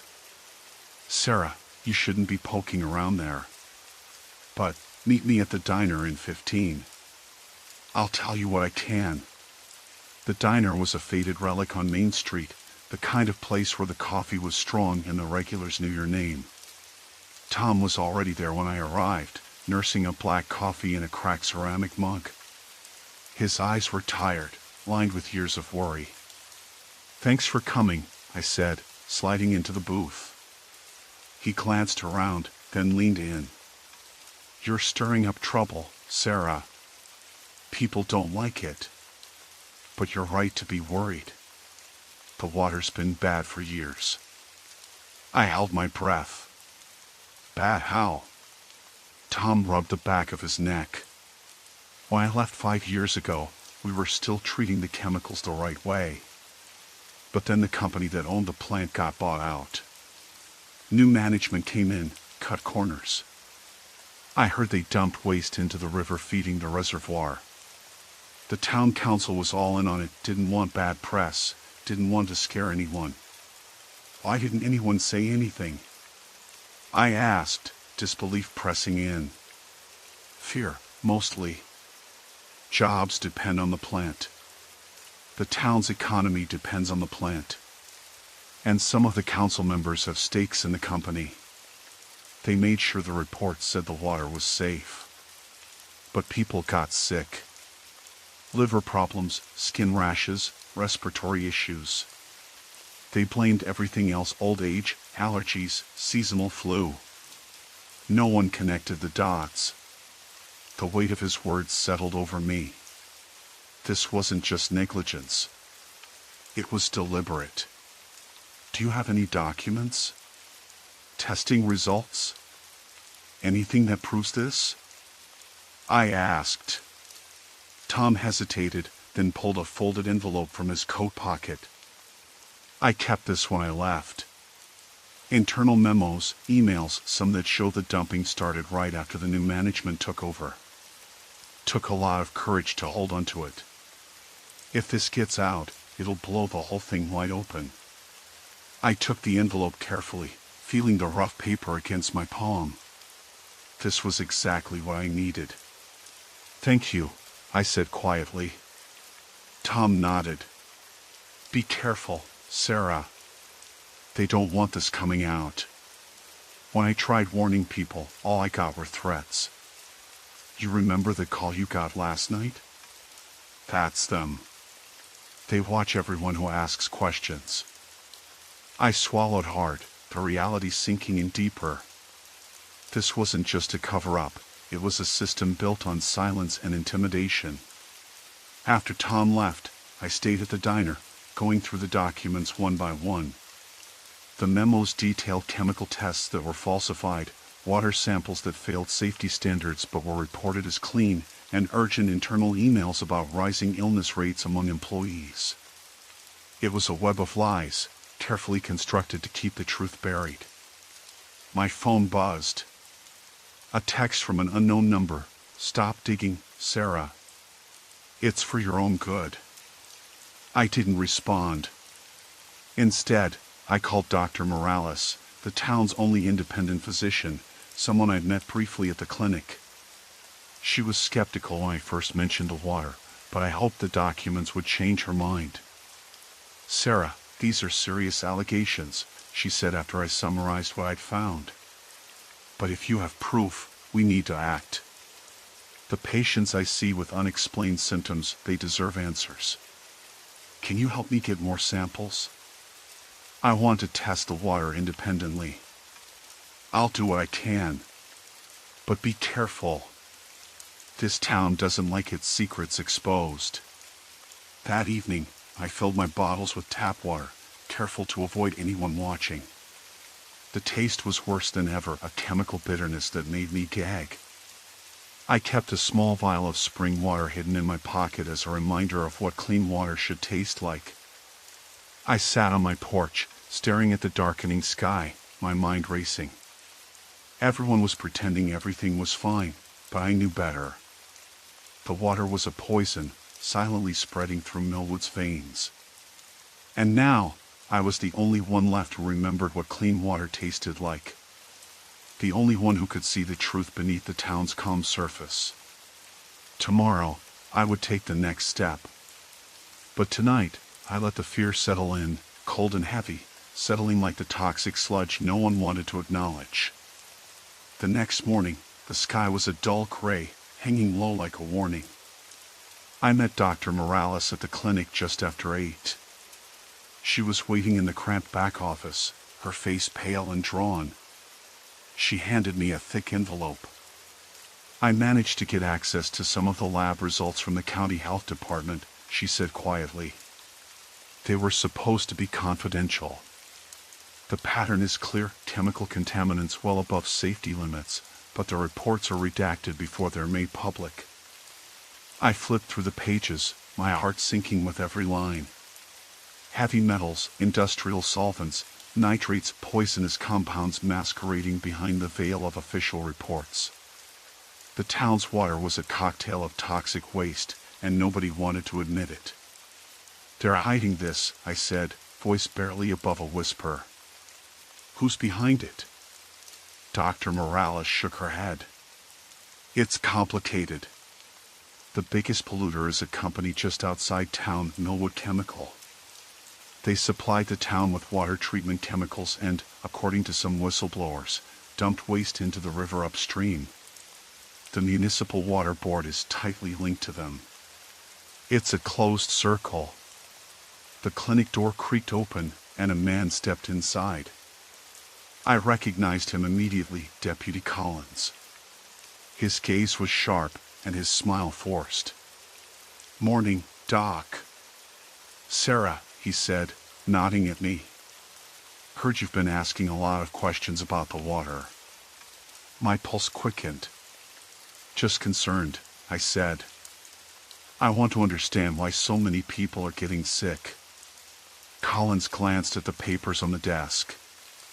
"You should be careful. People don't like rumors. It's better to let the experts handle it." Dr. Morales stood up slowly. "These aren't rumors. We have evidence. But we need to be smart. If this gets out the wrong way, people could panic." Collins's smile tightened. "Exactly. So maybe you should think twice about what you do next." He left as abruptly as he came, leaving a chill behind. Morales looked at me. "You're on their radar now." I nodded. "I'm not backing down." Later that afternoon, I slipped away from the clinic and headed toward the town archives, a dusty room in the old library. If the water board was covering up contamination, there had to be a paper trail. I needed to find records of water testing before the sickness began, to compare with the current data. Inside the archives, the stale air was thick with the smell of aging paper. I sifted through binders and ledgers, my fingers trembling. After an hour, I found what I was looking for, water quality reports from 10 years ago. The difference was staggering. Back then, the water tested clean, clear of toxins, with only minor traces of agricultural runoff. I copied pages with my phone, then dug deeper. Minutes later, a large envelope marked confidential caught my eye. Inside were letters between the town's water board and Millwood Chemical, requests to withhold certain test results, attempts to delay public disclosure, and veiled threats about potential liabilities. My stomach twisted. This wasn't just negligence, it was deliberate corruption. Suddenly, footsteps echoed outside. I froze as the door creaked open. It was Mr. Hawkins, the town librarian, a man I once thought harmless. His eyes narrowed when he saw the documents in my lap. "You shouldn't be here," he said quietly, but with a weight that felt like a warning. "I'm just looking into public records," I said, trying to keep my voice steady. He stepped closer. "Some things are better left alone, Sarah. You don't want to make enemies of the wrong people." I stood up slowly. "I'm not afraid." He shook his head, a sad smile on his lips. "You will be." I left the archives quickly, my heart pounding. Outside, the late afternoon sun filtered through the trees, but it offered no warmth. This town was rotting from the inside out, and now I was tangled in the roots. That night, I sat in my kitchen, the spring water vial untouched on the counter. My phone buzzed again. Another text, this time just 3 words: "Stop now, Sarah." I stared at the screen, then deleted the message. If they wanted to scare me, they would have to try harder. I poured a glass of tap water anyway, the bitter taste filling my mouth like poison. But I swallowed it, a silent promise to myself. I had crossed a line. There was no going back. Tomorrow, I would confront the water board. I would demand answers, expose the lies. Because if I didn't, no one else would. And if they silenced me, the last taste of clean water in Millwood would die with me. Sleep was elusive. Every creak of the old house sounded like a warning, every shadow a lurking threat. I lay awake, mind racing through worst-case scenarios and possible allies. The file I found yesterday, the one they tried to bury, held pieces of a puzzle far bigger than contaminated water. It hinted at corporate greed, collusion, and cover-ups reaching into the highest offices. I clenched my fists.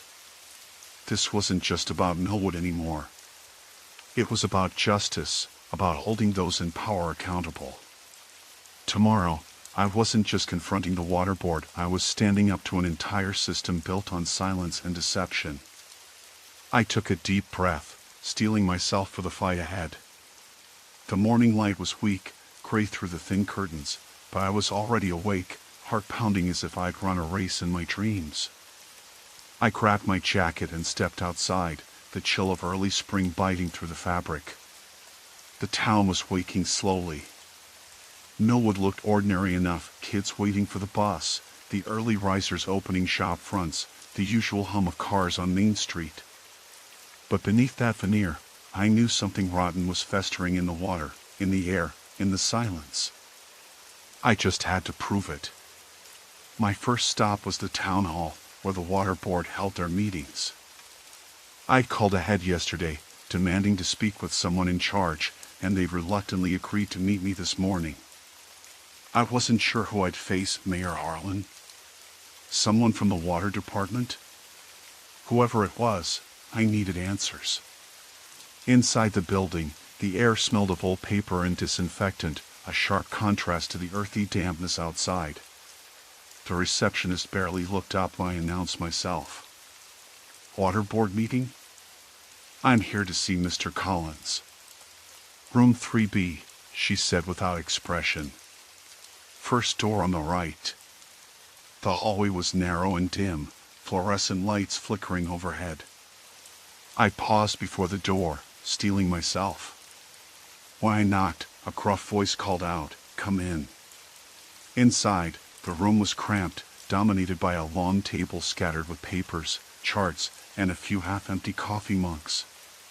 At the head sat Richard Collins, the water board director. He was a man in his late 50s, graying hair combed back, eyes sharp but tired. 2 others sat beside him, an older woman with a tight bun and a young man tapping on a tablet. "Miss Carter," Collins said, standing as I entered. "I wasn't expecting you so early. What can we do for you?" I swallowed hard, forcing my voice steady. "I need to talk about the water. About the illnesses. People are getting sick, and I have reason to believe it's not a coincidence." Collins exchanged a quick glance with the others before motioning for me to sit. We've addressed these concerns already. The water meets all safety standards. The state lab tests it regularly. There's no evidence of contamination. I have evidence, I said, pulling the file from my bag and laying it on the table. Internal reports, emails. They show elevated levels of industrial waste, chemicals that shouldn't be there at all. And I've spoken to doctors. They're seeing symptoms consistent with toxic exposure. The older woman leaned forward, her eyes narrowing. Miss Carter, you're stirring up panic without cause. The last thing this town needs is unfounded accusations. I'm not making this up, I said. People are sick. I'm sick. And the water tastes different, like it's been poisoned. Collins sighed, rubbing his temples. Listen, Sarah. We understand your concern, but you have to trust the process. The water board has been monitoring this for years. These complaints are isolated, and frankly, they don't match the data. I'm not asking for trust, I'm asking for transparency, I said. Why won't you release the full test results? Why are some reports missing? Why did someone try to destroy evidence? The room fell silent. Then Collins stood abruptly. That's enough, Miss Carter. We have no obligation to entertain conspiracy theories. If you continue this line of questioning, I'll have to ask you to leave. I felt a flush of anger and frustration, but I kept my voice calm. I'm not leaving until I get answers. At that moment, the door opened. A man in a dark suit stepped inside. Richard, a word, he said quietly. Collins nodded and followed him out, leaving me with the woman and the young man. The woman fixed me with a cold stare. You're playing a dangerous game. The young man, who hadn't said a word, finally spoke. You don't understand what's at stake. This town's economy, jobs, everything depends on the water board's reputation. I shook my head. At what cost? People are suffering. I've seen the medical reports. You're hiding something. She smiled thinly. We're protecting this community from chaos. Sometimes that means making hard choices. I wanted to ask what choices those were, but Collins returned, his expression unreadable. Miss Carter, I suggest you reconsider your actions. This isn't just about you anymore. I stood. Then maybe it's time the town knew the truth. They didn't stop me as I left, but outside, I felt eyes on me, watchful, cold. The fight was bigger than I thought, tangled in politics and power. I realized then I wasn't just up against a water board, I was facing a wall of complicity. Later that afternoon, I met with Dr. Mason at her clinic. She was the only one who hadn't dismissed my concerns. Her office was small and cluttered, but the warmth in her eyes gave me a flicker of hope. I've been tracking these cases for months, she said quietly. Neurological symptoms, chronic fatigue, gastrointestinal issues, all pointing to environmental toxins. I'm limited in what I can do without hard proof, but your findings could be the key. Then we need to act fast, I said. If the water's poisoned, more people will get sick. And if the town keeps denying it, we're running out of time. She nodded. I'll help you gather medical data. We can document symptoms systematically. But you'll need more than that, you need proof from the source. I stared at her, the weight of the task settling on my shoulders. I have to get to the reservoir. If I can collect samples from there, maybe I can find the smoking gun. Her face tightened. That's dangerous, Sarah. If the water board is hiding something, they won't let you poke around without consequences. I know, I said. But I don't have a choice. That night, I stayed up, planning my next move. The town's silence was deafening, but beneath it, a sinister current flowed. I was the only one left remembering what clean water tasted like, and now, I had to risk everything to prove it wasn't just a taste that had changed, but the very life of Millwood itself. As I lay in bed, the phone buzzed again. Another message, this time from an unknown number. Last warning, Sarah. Stop digging or you'll regret it. I stared at the screen, the cold sweat pooling in my temples. They weren't bluffing. But the truth was worth the threat. I swallowed hard, the memory of fresh spring water on my tongue, pure and clear. I wasn't done yet. Not by a long shot. The day I decided to go to the reservoir, the air felt heavier than usual, as if the town itself was holding its breath, waiting to see what I'd uncover. I met with Dr. Mason early that morning. We agreed on the plan. I'd get the water samples, she'd continue compiling the medical data. The symptoms she'd documented were more numerous now: persistent nausea, rashes, unexplained fevers, and something that chilled me most of all, early onset kidney damage, especially among children and the elderly. It wasn't just coincidence anymore. It wasn't paranoia.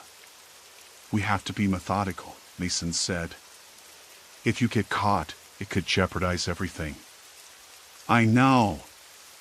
I pulled the baseball cap lower over my face and nodded. I'll be careful. She handed me a small cooler, the kind used for transporting medical samples, and a clean bottle for collecting the water. Don't touch anything else. Avoid leaving fingerprints. And Sarah, call me the moment you get back. I left her office, the late spring morning sun already climbing, casting long shadows over Millwood's quiet streets. The reservoir was on the outskirts, past the old mill and beyond the clusters of abandoned factories. The town's pride was its clean water supply, or so everyone claimed. But I was about to find out what lay beneath the surface of their words. The closer I got, the more the landscape changed. The neat rows of houses gave way to overgrown fields and rusting equipment. I parked behind a copse of trees about a quarter-mile from the reservoir's edge, where I hoped no one would see me. The water stretched out before me, deceptively calm and blue, framed by a thick ring of trees. I crouched at the water's edge, careful not to disturb the mud. The bottle dipped beneath the surface, the coldness biting through the plastic. I filled it slowly, trying to avoid stirring up sediment. As I sealed the bottle, a faint noise made me freeze. Footsteps, deliberate and slow, crunching on the gravel path behind me. Sarah? I didn't turn around, heart hammering. The voice was low but familiar. Dr. Mason stepped into view, her eyes scanning the reservoir. What are you doing here? I whispered. I thought you were in town. I came to help, she said, voice steady but urgent. I knew you'd come anyway. I exhaled slowly, relief flooding through me. Good. I need you. We didn't have much time. Mason pulled a small camera from her bag and started filming the water, the shoreline, the surrounding area. We need evidence that can't be ignored. Suddenly, a truck's engine roared in the distance. I pulled back into the trees with Mason, watching as a large pickup rumbled down the dirt road toward the reservoir. The truck stopped near the water, and two men stepped out. One was a tall, broad-shouldered man I recognized from town meetings, the water board's foreman, Mr. Harlan. The other was younger, wearing a security badge I hadn't seen around before. Harlan looked around suspiciously, then bent down, scooping up a handful of gravel. The younger man pulled out a clipboard, making notes. They're inspecting, Mason whispered. They're probably looking for someone like you. I swallowed hard. We needed to move. I tucked the water sample into my bag and we slipped away, back toward the trees and the truck I'd left behind. On the drive back, Mason and I barely spoke. The weight of what we were doing pressed down on us both. The town's denial, the sickness spreading like a slow poison, and the silence from officials who should be protecting us, it was all a tangled knot I was determined to unravel. Back in her office, Mason immediately began running tests on the sample. I sat in the corner, watching the clock tick by. Every minute felt like an eternity. Hours later, the results came back: elevated levels of heavy metals, lead, arsenic, and traces of industrial solvents known to cause neurological damage. The numbers were alarming. Enough to explain the symptoms in the hospital records. Enough to explain why the town's water tasted off, why people were falling ill. But the real horror was in the pattern. The contamination wasn't natural. It was deliberate. Mason looked at me, her face pale. They've been dumping waste upstream. The water board knew, maybe even covered it up. I clenched my fists. This wasn't just negligence. It was betrayal. We compiled everything into a report: medical records, water tests, witness statements from a few residents brave enough to speak in whispers. We sent copies to the state health department, the EPA, and a local journalist known for exposing corruption.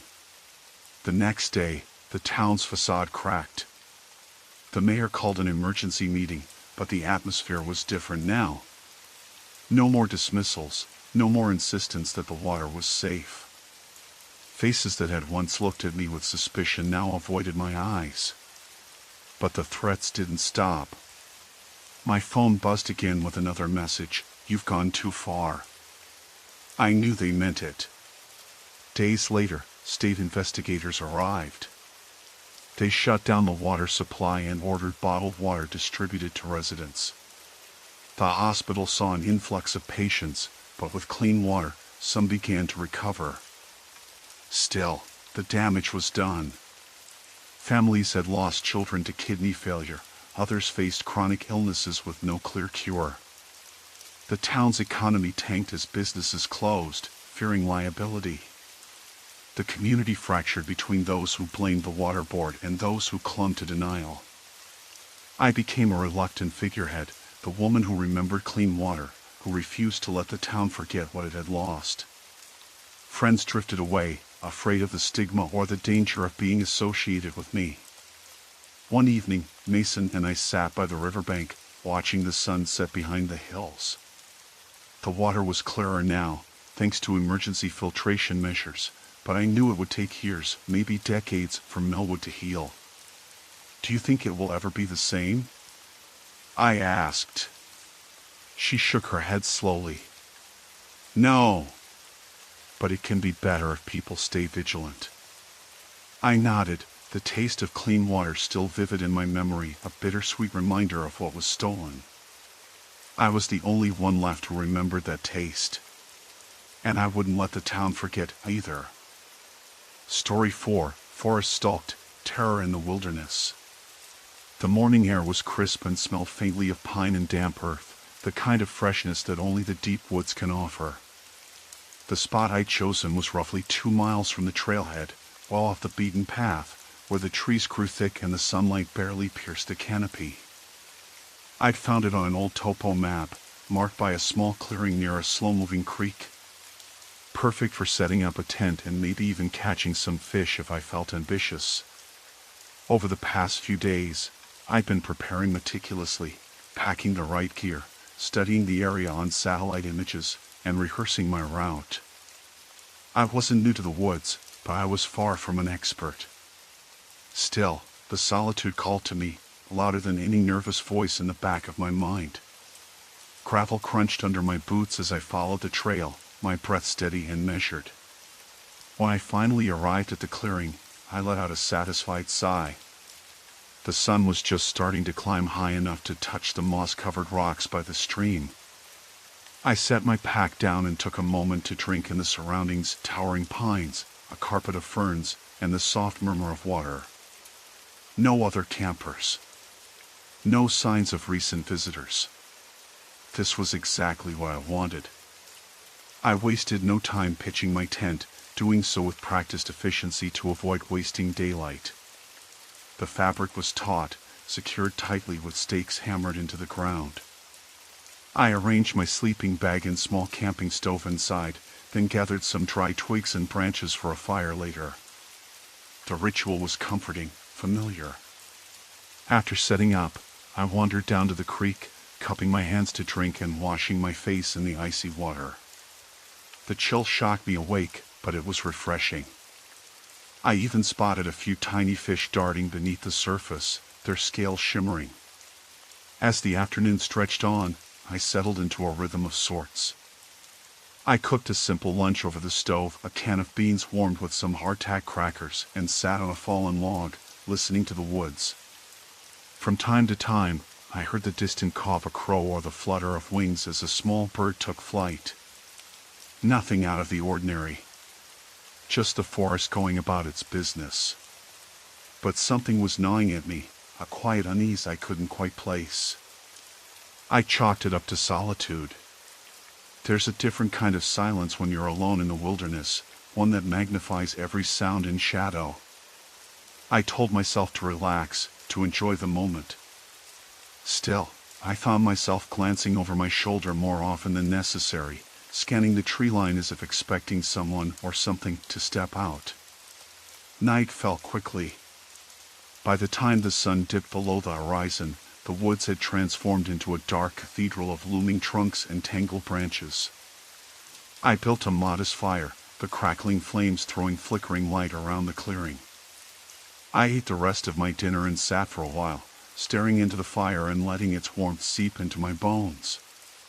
Before crawling into the tent, I double-checked my gear, making sure everything was zipped away and secured. My food was packed in a sealed plastic container, folded inside a heavy-duty dry bag, and tied to a high branch on a nearby tree, a trick I'd learned to keep bears and other critters from raiding my supplies. I felt confident it was safe.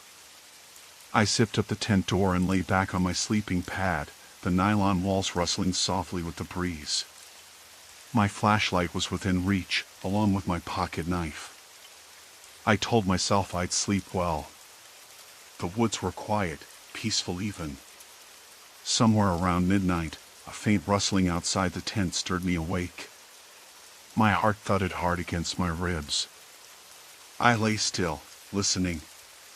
The sound had come from the left side of the clearing, near where I'd hummed the food bag. I tried to convince myself it was just a small animal, a raccoon or a squirrel, but the noise was too deliberate, too measured. The kind of sound someone makes when they're careful not to be heard. I stayed perfectly still, breath held, straining to hear more. The rustling stopped abruptly, replaced by a heavy silence that felt thicker than before. I waited minutes that stretched into what felt like hours, nerves prickling along my skin. Finally, exhaustion pulled me back under. Morning light seeped through the tent's fabric, soft and merciful. I crawled out, shivering despite the warmth of the fire pit. That's when I noticed the footprints. They were fresh, unmistakably human. Barefoot, maybe size 10 or 11, pressed deep into the damp earth around my tent. The prints circled the clearing, weaving between the trees like someone was studying the area, maybe even watching me. I scanned the surroundings carefully but saw no one. No movement in the trees, no shapes lurking beyond the shadows. Only the woods, vast and indifferent. My stomach tightened. My food bag was still hanging where I'd left it, but something felt wrong. I unzipped the bag cautiously, my fingers trembling. The container inside was lighter than before. Some of my dried meat and energy bars were gone. Someone had been here overnight. Someone had been close enough to take my food without me hearing more than a faint rustle. And they had left their tracks, as if daring me to find them. I packed up quickly, my mind racing with questions. Who was out here? How long had they been watching me? And most importantly, were they still nearby? The woods no longer felt like a refuge. They felt like a trap. I didn't sleep that night. I kept my eyes fixed on the dark tree line, catching every flicker of movement, every shifting shadow. My mind replayed the footprints I'd seen earlier, circling my tent like a predator marking its territory. I tried to convince myself someone was just another camper or a hunter passing through, but the thought did little to ease the knot tightening in my gut. Whoever had taken my food had known exactly how to avoid detection. No snapped twigs, no heavy footsteps, nothing but those footprints and the faintest rustle of leaves. I checked my gear again, everything else was intact. My knife was strapped to my belt, the small hatchet leaning against a tree nearby. I debated packing up and leaving immediately, but the nearest trail was miles away, and the thought of stumbling blind through the woods at night was far worse. Instead, I tightened the drawstrings on my tent and pulled the flap closed, making sure no gaps could betray my position. Sleep was impossible. Every time I closed my eyes, I imagined someone just outside, watching, waiting. The isolated silence felt like a cage. Occasionally, the distant caw of a crow sliced through the night, sharp and unsettling. It was the only sound that seemed to reach beyond the claustrophobic quiet. At first light, I forced myself to get up and scan the area again. The footprints were still there, fresh and clear, pressed into the damp earth, weaving around the campfire pit and tent like a slow, deliberate patrol. But this time, I saw something else, a faint trail of broken twigs leading away from my sight, deeper into the woods. I followed it cautiously, stepping quietly, every muscle tense. The trail twisted through thick underbrush, the ground uneven and littered with fallen leaves. The air was heavy with the scent of damp earth and pine, but beneath it, something else lingered, an acrid smell, faint but unmistakable. Smoke? No, something less natural. The broken twigs led me to a small clearing about 50 yards from my tent. The grass was flattened as if someone had sat or knelt there recently. Nearby, I found a scrap of cloth snagged on a low branch, a dark, coarse fabric that didn't belong to me. I pocketed it, my heart hammering in my chest. Whoever had been here wasn't just passing through. They were watching, tracking me, learning my movements. I headed back to camp, moving with more purpose now but still careful. When I reached the tent, I noticed the food bag again. It had been moved slightly, the line had hung from sagging more than before. I grabbed it and inspected it thoroughly. This time, though, I found another clue, a faint smear of dirt on one corner, and the smell of smoke clinging to the fabric. I realized then that the person wasn't just lurking, they were comfortable here. Comfortable enough to make a fire nearby, perhaps to warm themselves or cook. They were skilled, blending into the wilderness like a ghost, leaving just enough evidence to unsettle me but never enough to catch them.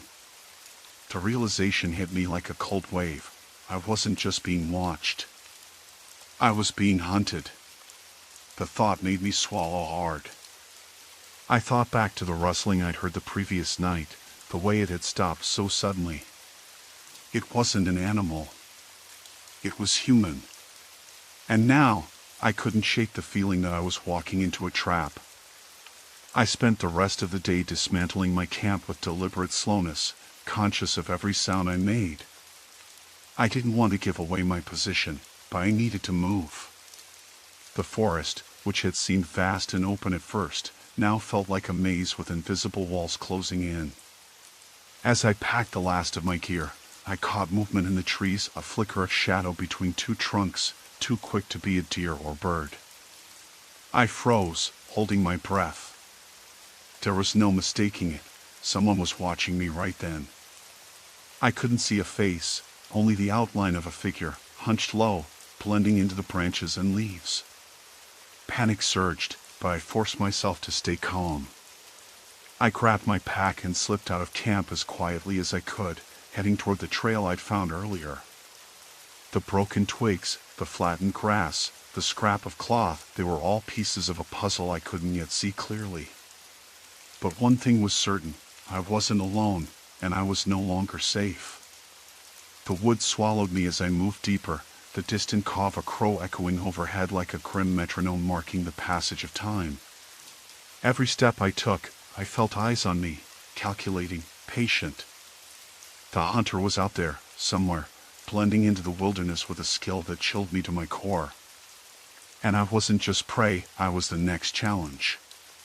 Branches scratched at my arms, but I barely noticed. My mind raced faster than my feet. The fading light filtered through the canopy in fragmented shards, casting eerie patterns on the forest floor. Suddenly, a twig snapped sharply behind me. I froze, heart pounding, breath caught in my throat. Slowly, I turned, but nothing was there, only the whispering leaves and shadows dancing between the trees. The silence pressed down, heavier than before. I had to keep moving, but now every rustle felt like a threat, every shadow a trap waiting to spring. Dawn broke with a biting chill, carrying the sharp scent of pine needles and wet soil through the silent forest. Morning arrived slow and gray, the forest still dripping with dew. I unzipped the tent and stepped out, the cold air biting at my skin. My first instinct was to check the perimeter, and that's when I saw them, fresh footprints pressed into the soft earth, circling the tent like a silent warning. They were too large to be a deer or coyote, and the spacing told me someone had been pacing slowly, maybe even waiting. I crouched down, tracing a finger along one print. The edges were crisp, the soil still moist. No more than a few hours old. A sudden wave of dread washed over me. Whoever was out here wasn't just passing through, they were watching, waiting. I scanned the tree line, half expecting to catch the silhouette of that figure from the night before, but there was nothing. Just the hush of the woods and the distant drip of melting dew. I checked the food bag next. It was empty. Not just picked through or torn open, completely gone. My meticulously packed rations, the granola bars, the jerky, even the small container of trail mix I'd hidden deep inside. Vanished. Whoever had been here hadn't just left footprints, they'd taken advantage of my vulnerability. Panic threatened to rise again, but I swallowed it down. I had to think. I had to understand what I was dealing with. I retraced my steps from the night before, searching for clues. The broken twigs and flattened grass were still there, just beyond where I'd camped. But this time, I noticed something else, a faint glint caught in the underbrush. I knelt and pulled out a small, battered pocket knife. It wasn't mine. The handle was wrapped in black tape, and the blade was dull but intact. Whoever had been here was prepared, careful, and had left something behind, intentionally or not. I slipped the knife into my jacket pocket and stood up. That's when I saw it, a narrow trail, barely visible, winding away from the clearing. The footprints led that way, deeper into the woods. My heart hammered, the fight or flight instinct screaming at me to run, but curiosity anchored my feet. I followed the trail, branches scraping at my face, roots threatening to trip me. The forest seemed to hold its breath around me. I moved carefully, but the trail was fresh, not older than a day.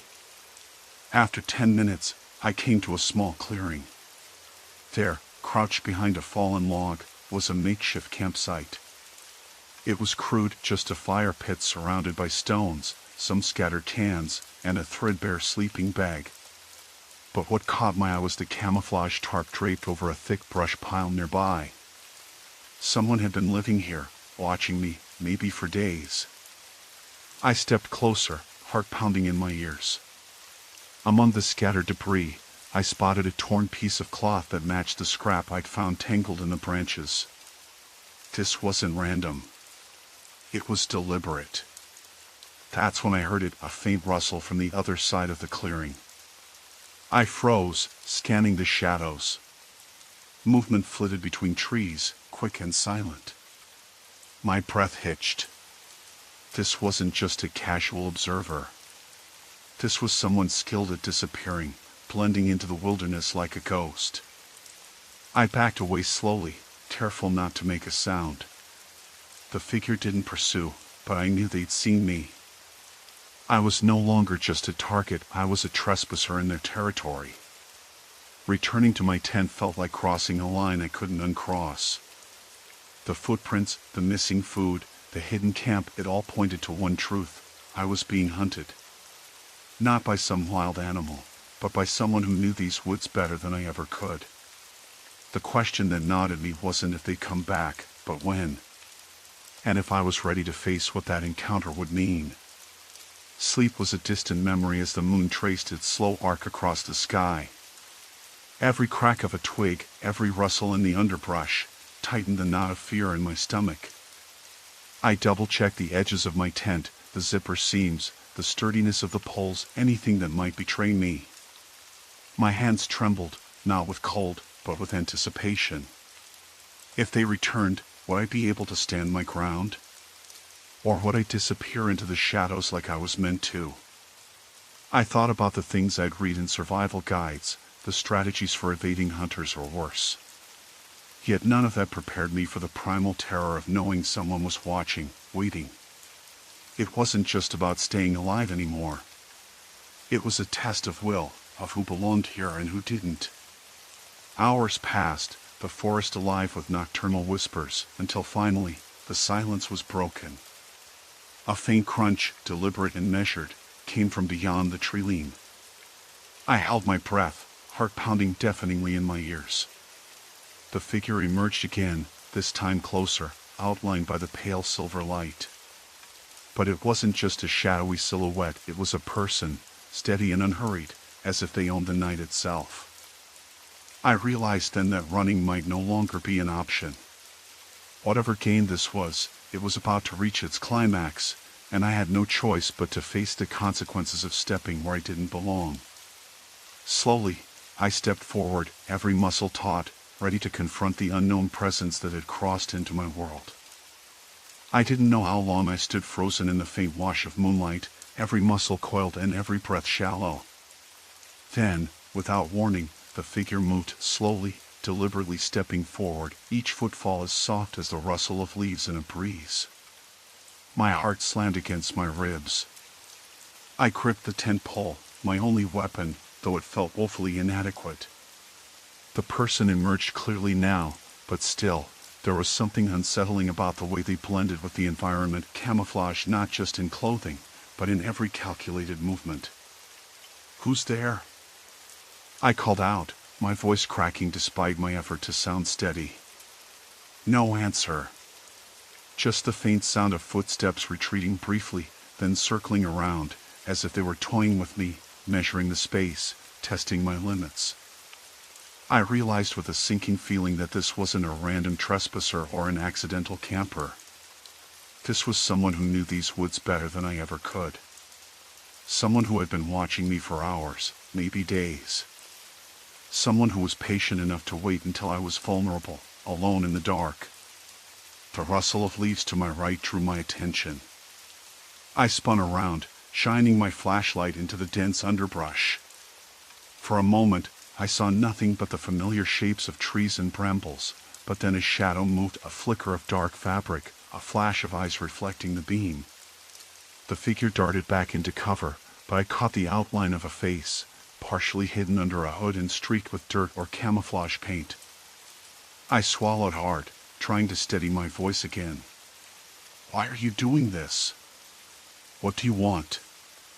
No response, only silence, save for the whisper of wind through the branches. My mind flashed back to the footprints I'd found earlier, fresh, deliberate prints circling my tent, not from any animal, but human. And now, my food was missing. The neatly packed granola bars and canned beans had vanished overnight, taken without a trace except for a few crushed leaves and broken twigs. Whoever this was had been inside my camp, close enough to steal from me, yet I hadn't heard a thing.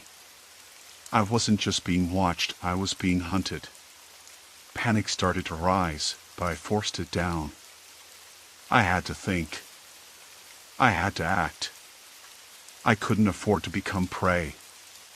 I grabbed my backpack and pulled out the small pocket knife I carried, flipping it open with a snap. Not much, but it was better than bare hands.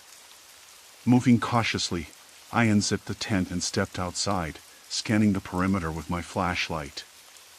The moonlight wasn't enough to chase away the shadows clinging to the trees, and the undergrowth was thick, making every sound amplified and every movement uncertain. The figure was nowhere in sight. I took a slow step forward, then another, trying to keep calm. Then I heard a soft crunch behind me. I whipped around, knife raised, but again, nothing visible. Just the empty forest and the shadows shifting in the night. It was a game to them. A cruel game. They wanted me to be scared, to make mistakes. I had to stay one step ahead. I decided to leave the camp for a moment, to try to draw them out, or at least to confirm their presence beyond doubt. Moving quietly, I followed a narrow path leading away from the clearing, flashlight beam cutting through the darkness. That's when I heard the rustle, a deliberate sound, not random. It came from a thicket to my left. I froze, listening. The forest was alive with the usual nocturnal noises, owl hoots, the scurrying of small animals, but this rustle was different. It was too measured, too purposeful. I edged closer, heart pounding. The flashlight flickered as I raised it toward the thick bushes. Suddenly, a figure burst from the undergrowth, sprinting into the woods. The flash of a dark jacket, the glint of something metallic in their hand. I chased after them, adrenaline surging. Branches whipped across my face, roots threatened to trip me, but I was driven by the need to confront this person, to end this nightmare. The chase was short. The figure disappeared into a narrow ravine, too steep and tangled for me to follow safely. I stopped at the edge, breath ragged, and listened. Silence stretched out, heavy and oppressive. I realized then that this person knew every twist and fold of this forest. They had the advantage, stealth, skill, and the terrain itself. Back at the tent, I found more signs of intrusion. A small bundle of my clothes, moved or disturbed. The fire pit had been tampered with, ashes scattered. My remaining food supplies were now reduced to a single granola bar, the rest gone without a trace. I couldn't stay here. The thought was terrifying, but I had no choice. I packed up as quickly and quietly as I could, every nerve on edge. I kept my knife close and my flashlight ready, glancing over my shoulder with every step. As I moved through the woods, the night closing in around me like a shroud, I understood the brutal truth. This wasn't a random encounter, and it wasn't about survival alone. It was a test of wills. And the hunter was patient, knowing I was out of my element. But I wasn't ready to give up, not yet. I just had to find a way out before the game closed in for good. A sudden snap echoed behind me. I froze, breath shallow, muscles tensed, waiting. The snap echoed again, sharper this time, just behind me. I gripped my knife tighter, the cold metal a faint comfort in my trembling hand. I barely remembered the last time I had eaten. My food was almost entirely gone, stolen in the night by whoever or whatever had been stalking me. And now, they were close. No longer just footprints around my tent, no longer just a mystery unraveling in the shadows. This was a hunt, and I was the prey. I took a slow, cautious step forward, then another, trying to keep my movements silent. The moonlight was weak, filtering through the canopy in pale, fragmented beams, but it was enough to guide me. I had to keep moving, had to find a way out of this living nightmare. The forest seemed to close in tighter with every step, branches clawing at my clothes, roots threatening to trip me. I was exhausted, starving, but adrenaline pushed me on. The path I'd taken earlier was gone, erased by the rain or deliberately covered up. I had no idea where I was anymore. The thought sent a fresh wave of panic through me. My flashlight's beam flickered and threatened to die, so I stuffed it deeper into my jacket pocket and relied on the scant light around me. Then, a sound, soft footsteps, deliberate and careful, came from the right. I froze again, heart pounding so loud I was sure it would give me away. The footsteps stopped. I waited, muscles coiled like a spring. After what felt like an eternity, I whispered, "Who's there?" No answer. Just silence, thick and suffocating. I risked a glance to the right and caught the faint outline of a figure, blending almost seamlessly with the shadows and the moss-covered tree trunks. The way they moved was unnatural, silent, fluid, like a shadow slipping between the trees. I realized with a sickening certainty that this person had been here all along, watching, learning, waiting. I took a step back, but the figure moved forward, almost gliding, until they were close enough for me to see the outline of a face beneath a hood, eyes reflecting the moonlight like cold, hard stones. They said nothing, but the message was clear. I wasn't safe. Panic surged, but I forced myself to stay calm. "Why are you doing this?" I asked, voice barely more than a breath. The figure tilted their head, as if considering the question, then reached out silently and dropped something in front of me. I knelt down, heart racing, and picked it up. It was my watch. The one I'd lost during the chase. A message was scratched into the leather band: "You shouldn't have come here." The figure stepped back into the shadows, melting away like mist. I was alone again. But that message lingered, a cold weight in my chest. I knew I had to escape, but the forest was a maze, and my energy was draining fast. I pulled the knife from my jacket and held it ready, moving cautiously through the underbrush. Every crack of a twig, every rustle of leaves made me jump, but I pressed on. Hours passed, or maybe minutes. Time had lost meaning, and I stumbled into a narrow clearing. Moonlight spilled over a small, abandoned cabin, its weatherwood gray with age. The door hung open slightly, creaking on its hinges in the night breeze. Desperation pushed me forward. I slipped inside, taking a shaky breath. The cabin was empty except for a rough wooden table and a few broken chairs. Dust motes floated in the pale light, but more importantly, there was a faint scent of smoke lingering in the air. Someone had been here recently. I barricaded the door with a chair and settled against the wall, knife in hand, flashlight ready. My mind raced, replaying the night's events. The footprints, the stolen food, the sudden appearance of that figure. Whoever this was, they were skilled and expert at blending into the wilderness, tracking me silently, and toying with me like prey. Sleep was impossible. Every creak, every whisper of wind, sent me leaping to my feet. I thought about my family, about how foolish I'd been to come here alone, thinking I could handle the solitude and the challenge. Now, I just wanted out. Dawn crept in slowly, pale and hesitant. I slipped out of the cabin, the forest already starting to stir with daylight. The figure was nowhere in sight, but I felt their presence like a shadow at my back. I moved cautiously toward the trail I hoped led back to the main road, following the faintest signs of a path. Hours later, exhausted and weak, I finally emerged from the dense woods onto a gravel road. Relief flooded through me like a wave. I flagged down a passing car, breathless and trembling. When I told the authorities about the footprints, the missing food, the figure in the woods, they listened carefully but warned me that cases like this were hard to prove. The wilderness was vast, and people disappeared out here all the time. Still, they promised to patrol the area more frequently. Back home, the experience lingered in my mind like a shadow I couldn't shake. Every rustle of leaves, every stranger's glance, set my nerves on edge. I realized that the woods had changed me, made me more wary, more cautious, but also more aware of how thin the line between hunter and hunted could be. I never camped alone again. The forest still held its secrets, and somewhere out there, the person who had watched me was waiting, blending into the wilderness, patient and silent. And I knew, deep down, that the game wasn't over. Story 5, Silent Stalker in the Woods, Unseen Threat at Night.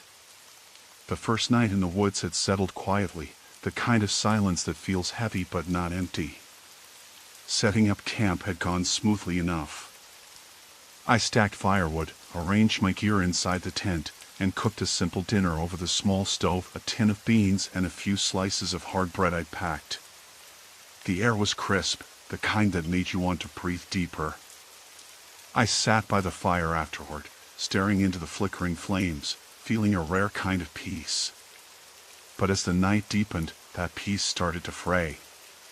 At first, it was subtle. A twig snapped somewhere a few yards away, sharp and quick, then silence again. I told myself it was a deer or some other forest creature, nothing to worry about. I reminded myself that I wasn't alone in these woods, there was always some animal watching, but they kept their distance. Still, I felt my shoulders tighten a little.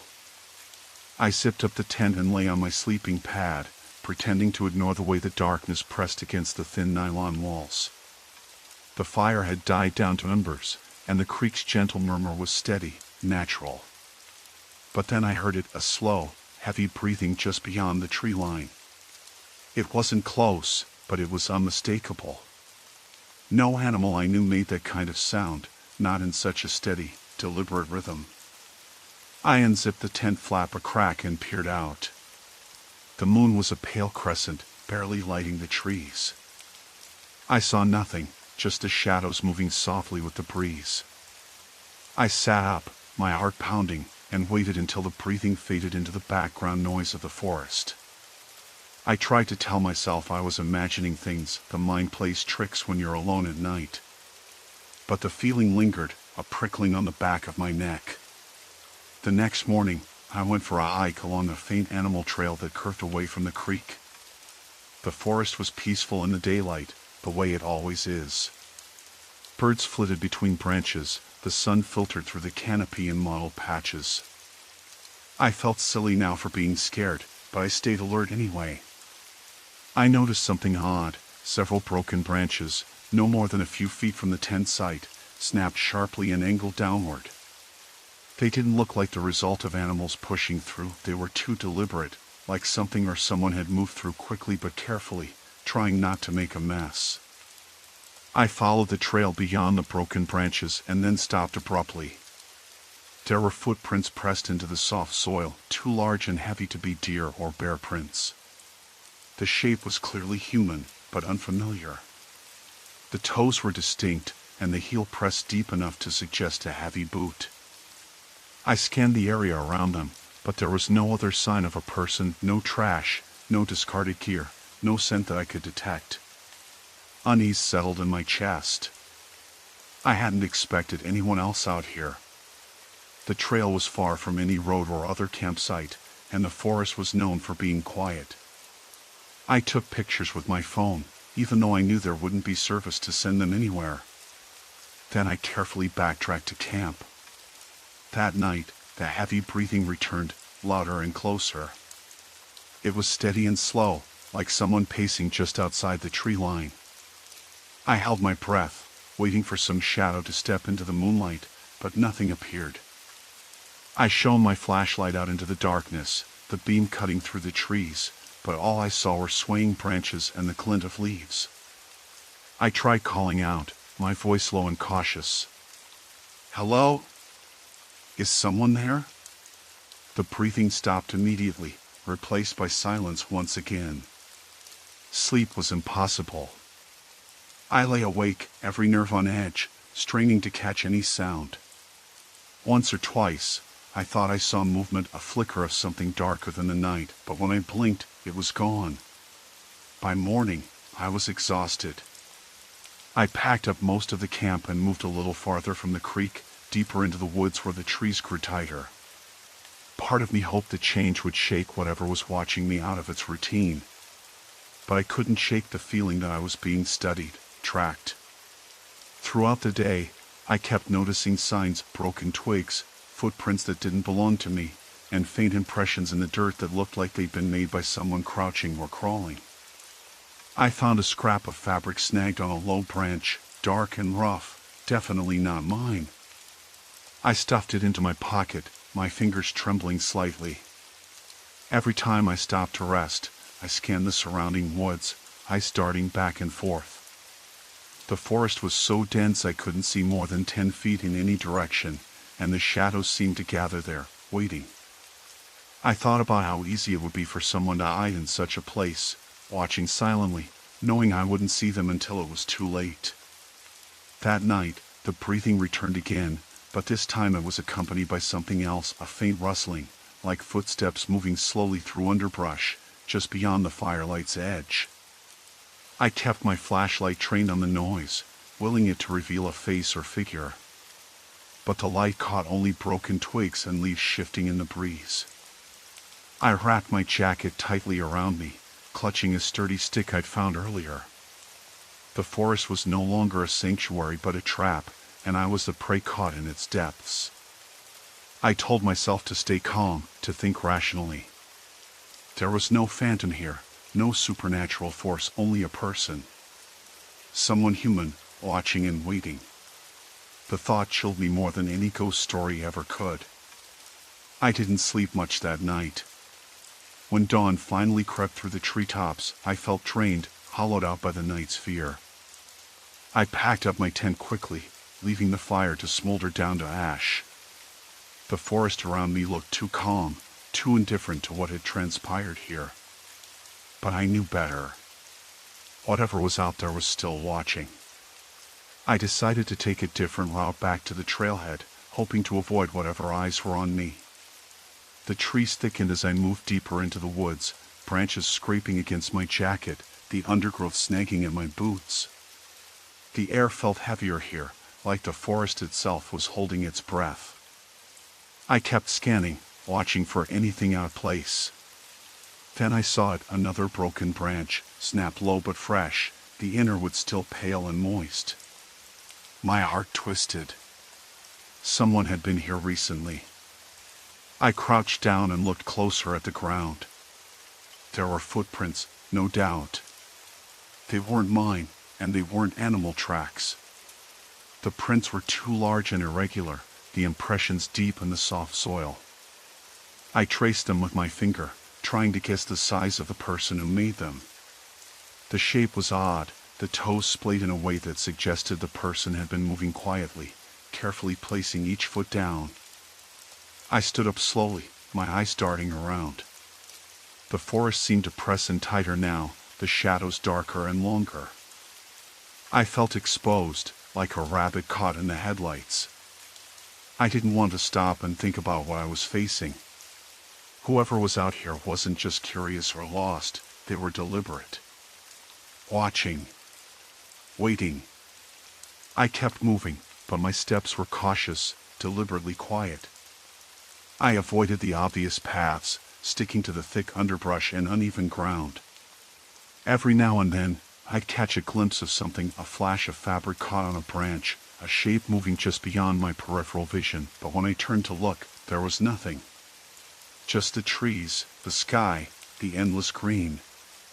By midday, I was exhausted, sweat soaking through my shirt.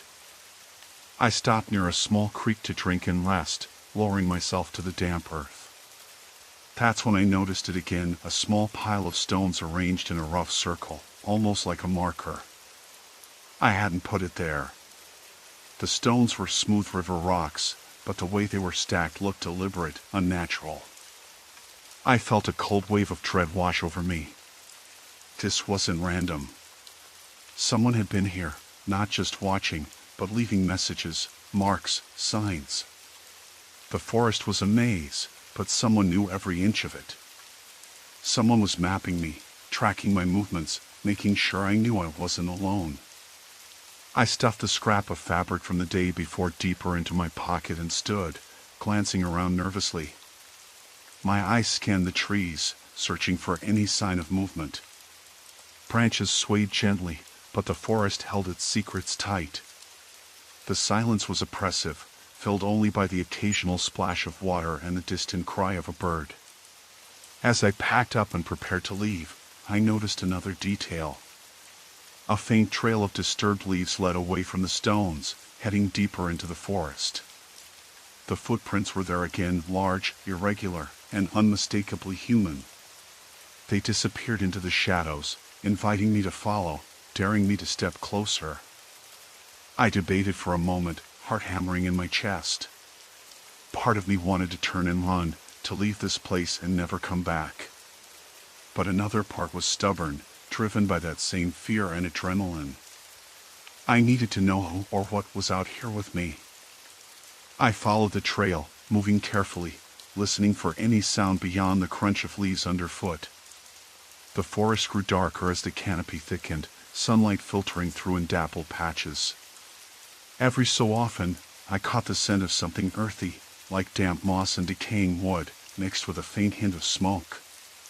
It was subtle, almost imperceptible, but it made me uneasy. The trail led me to a small clearing, barely larger than a circle drawn on the ground. In the center was a crude fire pit, surrounded by more broken branches and scattered scraps of fabric, some dark like the one in my pocket, others faded and torn. It looked like a campsite, but abandoned in a hurry.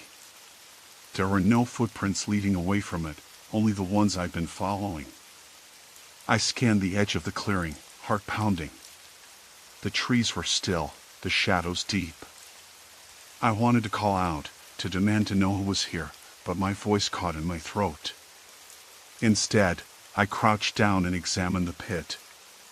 There were ashes, cold now, but recent enough to suggest someone had been here the night before. Nearby, a makeshift shelter of branches and leaves leaned against a tree, barely visible unless you were looking for it. I felt a wave of panic rising. This wasn't just a stalker or a prankster. Someone was living here, hidden in the woods, watching, waiting for the right moment. And they knew I was here. I backed away slowly, not wanting to leave any trace of my presence. My skin prickled with the certainty that I was being hunted, a prey marked in a game I hadn't agreed to play. The forest around me seemed to close in tighter with every step I took back toward my original path. That night, I couldn't shake the feeling that the eyes were on me more than ever. The heavy breathing returned, louder and more insistent, circling the firelight like a predator pacing just out of sight. I kept the flashlight ready, scanning the edges of the clearing, but nothing appeared. No figure, no shadow, just the empty blackness and the cold weight of being watched. I wondered how long this had been going on, how long someone had been tracking me, studying my movements, learning my habits. The thought made my skin crawl. They knew where I slept, where I ate, how I moved through the forest. They were patient, silent, and terrifyingly close. Sleep was impossible. I spent the hours staring into the dark, gripping my stick like a lifeline. Every breath, every rustle, every distant snap of a twig was a reminder that I was not alone. That I was being hunted by someone who didn't want to be seen, but wanted me to know they were there. Morning couldn't come soon enough. Morning slipped in quietly, the forest shifting from the oppressive blackness of night into a muted gray light. I forced myself up and slid open the tent flap. The cold air hit my face, sharp and biting. The clearing looked almost peaceful, but I knew better. Every broken branch, every crushed patch of moss was a message, a warning. I had to find out more. I couldn't keep running blind. My pack was heavier than I wanted it to be, but I grabbed my flashlight, a small knife, and the old compass I'd found at the bottom of my bag. I didn't trust my phone here, no signal, and I didn't want to risk making noise by trying to call for help. Instead, I set out cautiously, following the faint trail I'd made the day before. The forest was dense, each step muffled by fallen leaves and pine needles. I kept my eyes peeled for anything unusual. Broken branches angled outward, fresh footprints pressed into the damp earth, and the occasional scrape against bark where it looked like something or someone had passed through in a hurry. Every sign felt deliberate, like the person watching me was marking territory or sending messages I wasn't meant to understand. About an hour into my trek, I spotted something new. A small clearing, no bigger than my tent spot, but cluttered with objects. At first, I thought it was debris from a storm, a pile of branches and leaves, but as I stepped closer, I saw a pair of old, cracked boots resting beside a battered metal canteen. Nearby, a handmade trap fashioned from bent wire and a tree branch sat half buried in the dirt. I froze. This wasn't just someone lurking. This was someone living here, surviving in the shadows of the forest, hidden from any casual hiker or ranger. I remembered the broken branches I'd seen the night before and the footprints that didn't match any animal I knew. It all made sense now. Someone had been here long before I arrived. My mind raced. Who was this person? Why had they chosen to watch me? Or was I just an intrusion, an unwanted visitor stumbling into their domain? The idea settled over me like a cold fog. This was no accidental encounter. I had stumbled into someone's territory, and I was the prey. I took a deep breath, trying to steady my nerves. I needed to know more. I circled the clearing, scanning for other signs. A faint trail led away from the camp, winding deeper into the trees. My gut told me it was the right path. I debated whether to follow it, risking a direct encounter with whoever was out here, or to retreat and pack up. But the fear was tempered by determination. I had to understand what I was dealing with. I followed the trail cautiously, every sense on high alert. The forest grew thicker, the light dimmer under the dense canopy. The smell of damp earth and rotting leaves filled the air. Then, I heard it, soft footsteps, deliberate and slow, just beyond the edge of the path. I froze, heart hammering in my chest. "Who's there?" I called out, voice steady despite the adrenaline. No answer. Just the crunch of leaves and twigs as the footsteps moved away, deeper into the forest. I strained my eyes but saw nothing. No figure, no shadow. Just the endless green and brown. I considered chasing after the sound but stopped myself. That could be exactly what they wanted, drawing me into a trap or revealing my position.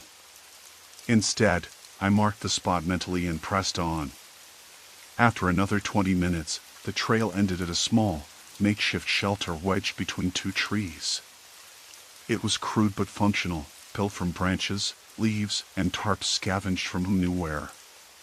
Inside, I found evidence of recent habitation, a half-burned fire, scraps of food packaging, and a tattered notebook. I picked up the notebook carefully, flipping through pages filled with messy, cramped handwriting. Names, dates, sketches of the forest, and cryptic notes that hinted at paranoia and isolation. One passage stood out. They watch from the shadows, silent and patient. I am not safe here, but I cannot leave. The words sent a chill down my spine. This person wasn't just hiding. They were trapped in their own mind, consumed by fear and suspicion. The realization hit me hard. I was dealing with someone who had been alone in these woods for who knew how long, someone who saw threats everywhere, including me.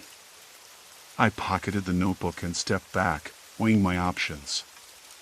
I could leave now, disappear into the safer parts of the forest and never look back. Or I could try to find this person, to confront them and maybe end this nightmare.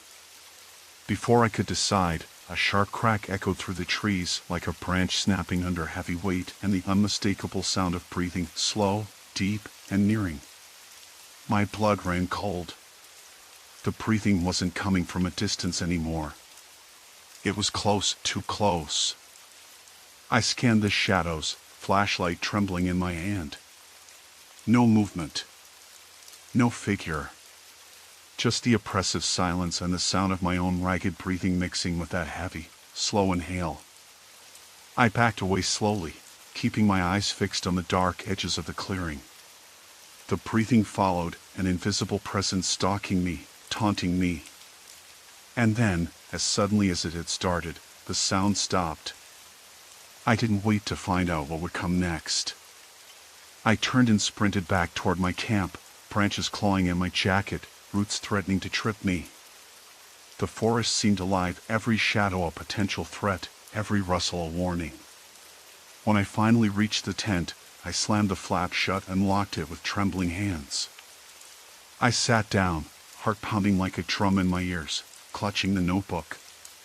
This was no longer a game or a random scare. I was caught in the middle of someone's desperate, dangerous world. I understood then that there was no turning back. I had to face what or who was out here with me. Because the Watcher had revealed himself, and I was in his territory now. Darkness wrapped the forest in an unsettling stillness, thick with unseen eyes and whispered breaths. Morning came gray and heavy, the sky a low blanket of clouds that dulled the light through the thick canopy. I forced myself out of the tent, hands shaking as I packed away the minimal gear, a small stove, some dehydrated food, a water bottle, and my battered notebook. I needed to move, to get away from this place, but something rooted me here still. I was caught between primal fear and stubborn resolve. I had to know. The trail back to the truck was roughly 2 miles, but I didn't want to take it directly. The Watcher was out here somewhere, and I needed to see him to find proof. Or at the very least, see the signs he left behind with my own eyes again. I started walking, stepping carefully over damp moss and tangled roots, eyes scanning for any disturbance. A few minutes in, I spotted it, a pair of broken branches lying haphazardly on the ground, snapped with force but not care. They were fresh, the breaks still jagged and moist from sap. My heart skipped. I knelt to inspect them, and then I noticed the footprints, partially obscured by fallen leaves but distinct enough. They were larger than mine, wide with flat soles, the kind of boots someone out here would wear. Not the light hiking shoes I had on. I followed the trail cautiously, stepping around other broken branches and patches of crushed underbrush. Every now and then, the footprints appeared again, as if whoever had left them was circling, watching from different angles. I took a deep breath and kept moving. The forest seemed to close in tighter, the trees growing closer, their trunks thick and gnarled. The air smelled of damp earth and decaying leaves, a rich, heavy scent that pressed down on my chest. I could feel eyes on me, no, not just feeling. I could hear it in the silence between bird calls, in the way the wind shifted around the trees. Then the breathing started again. Soft, slow, deliberate. Like a steady drumbeat just beyond the edge of hearing. I froze, heart pounding, my breath shallow. I turned slowly, flashlight off now, no use drawing attention. The sound came from the right, a few yards away, but no figure stepped into the pale morning light filtering through the leaves. "Who's there?" I called, voice steadier than I felt. "Show yourself." No reply. Just the breathing. I edged toward the sound, stepping carefully to avoid snapping twigs or crunching leaves. The footprints led me to a small clearing, barely larger than my tent spot, surrounded by thick brush and fallen logs. There, I spotted more signs this time, a makeshift shelter built from branches and leaves, crudely fashioned but clearly recent. Nearby, scraps of food wrappers and an empty water bottle lay discarded. My mind raced. This was no random camper or hiker. This was someone who had been living here, watching me, waiting. The realization sent a cold wave through me. Whoever this was, they knew these woods better than I ever could. Suddenly, a sharp noise, a twig snapping underfoot, made me whip around. My flashlight flicked on, casting a narrow beam between the trees. For a heartbeat, I saw it, a figure, hunched and thin, eyes gleaming with something wild and wary. Then, just as quickly, he vanished. Into the shadows, like a ghost. "Wait!" I shouted, stepping forward. "I'm not here to hurt you." Silence. The figure didn't answer, didn't respond. But I could hear the breathing again, closer now, heavier. It surrounded me, pressing in from all sides. I backed away slowly, heart hammering. The figure didn't follow, but the presence lingered. I returned to my camp, adrenaline still coursing through my veins. I sat down, trying to steady my shaking hands, and flipped open the notebook. I needed a plan. I couldn't just run. Not now. But I couldn't stay put either. That night, I set up a simple trap, a tripwire made from paracord stretched across the narrowest path leading to my tent, attached to a small bell I'd found in my pack. It was a desperate measure, a way to know if the watcher came close again. Hours passed in tense silence. Then, just past midnight, the bell tinkled softly. I bolted upright, heart racing. The breathing was back, slow and heavy, just beyond the tent's thin fabric. I grabbed my flashlight and unzipped the flap, shining the beam into the darkness. Nothing. No figure. No movement. The breathing stopped. I waited, breath held, eyes scanning the shadows. The forest was still once more. But then, just as I was about to close the tent, I caught a glimpse of two glowing eyes, soft, deliberate, watching me from the edge of the clearing. I met the gaze for a long moment, a pair of eyes belonging to a man who didn't want to be found but had made a choice to watch anyway. And in that instant, I understood, this wasn't just about survival or territory. It was a dangerous game, and I was the bait. I had to be careful. Because the watcher was patient. And he was still out there. I swallowed hard, steadying my breath as the night seemed to hold its own. Every rustle, every shadow could be him. I couldn't afford a single mistake, not now, not when the stakes were this high. Dawn came slow and heavy, the sky a dull gray that pressed down on the trees like a weight. I sat up, rubbing the cold from my hands and staring at the small ring of disturbed dirt around the tripwire's anchor point. The bell's clapper hummed still, but the paracord was taut, too taut. Someone had walked through, but carefully, without triggering the bell. The watcher wasn't just patient, he was meticulous. I needed a plan that didn't rely on luck or traps. I couldn't let this stretch on forever. I packed quickly, the weight of my gear a dull ache against my shoulders. The forest, once a place I'd sought for peace, had become a cage. Every branch bent unnaturally, every footprint different from mine, every sound a warning. I had to move, to get out before the watcher decided to step beyond the shadows. Before breaking camp, I took one last look around the clearing, noting the broken branches and fresh footprints that hadn't been there before. They formed a rough circle, a silent boundary that marked where I was being watched.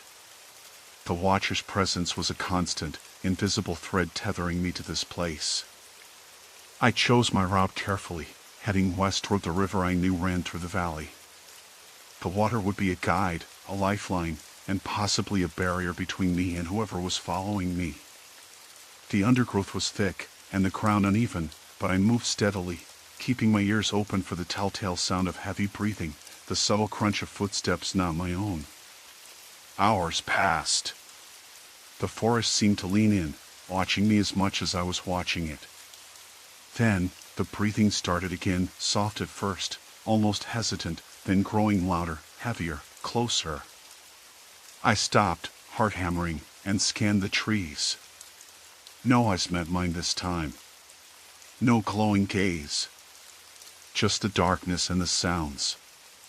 I didn't respond. I didn't call out. I waited until the breathing slowed and faded into the background, then kept moving. When the river finally appeared, a silver ribbon cutting through the green, relief flooded me. I knelt at the edge, cupping cold water into my hands and drinking deeply. The sound of the flowing river was a balm, drowning out the silence that had pressed so heavily on me. But relief was short-lived.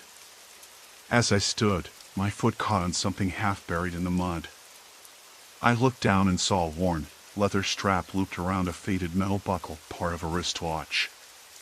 It was old, scratched, but familiar. I'd seen it before. The Watcher's.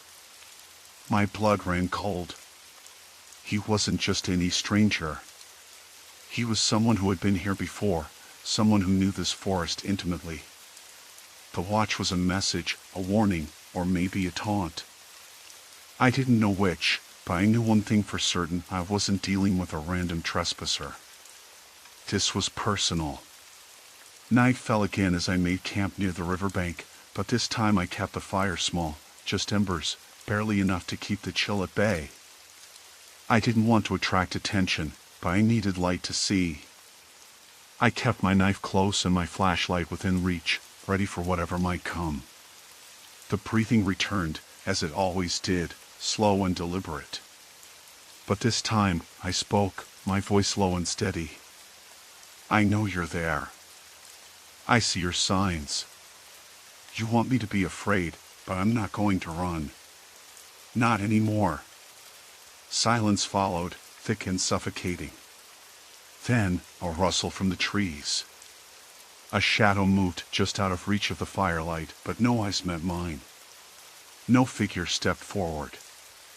I realized then that the Watcher was playing a game of control, of power. He wanted me to respond, to react, to make a mistake. But I refused. I would not be bait. The next morning, I packed up quickly, moving downstream along the river. I left markers of my own, broken branches arranged in patterns, footprints that led nowhere, signs meant to confuse and mislead. I was fighting fire with fire, using the forest's own language to send a message. I was no longer prey. Days passed like this: movement, silence, signs, and the ever-present breathing. I never saw the Watcher face to face again, but I felt his gaze like a weight on my back, a constant reminder that I was not alone.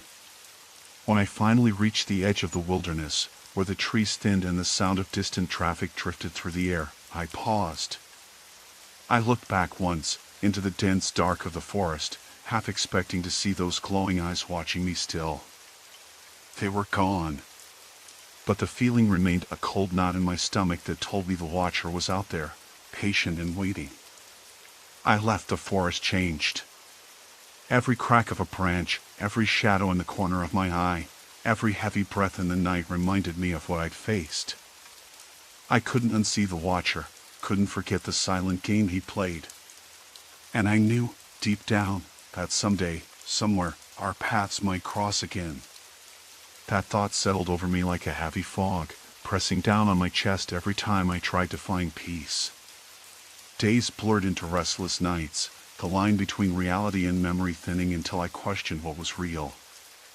Yet, despite the fear, a strange pull kept drawing me back, as if the Watcher's presence had become a part of me, an unspoken pact etched into my soul.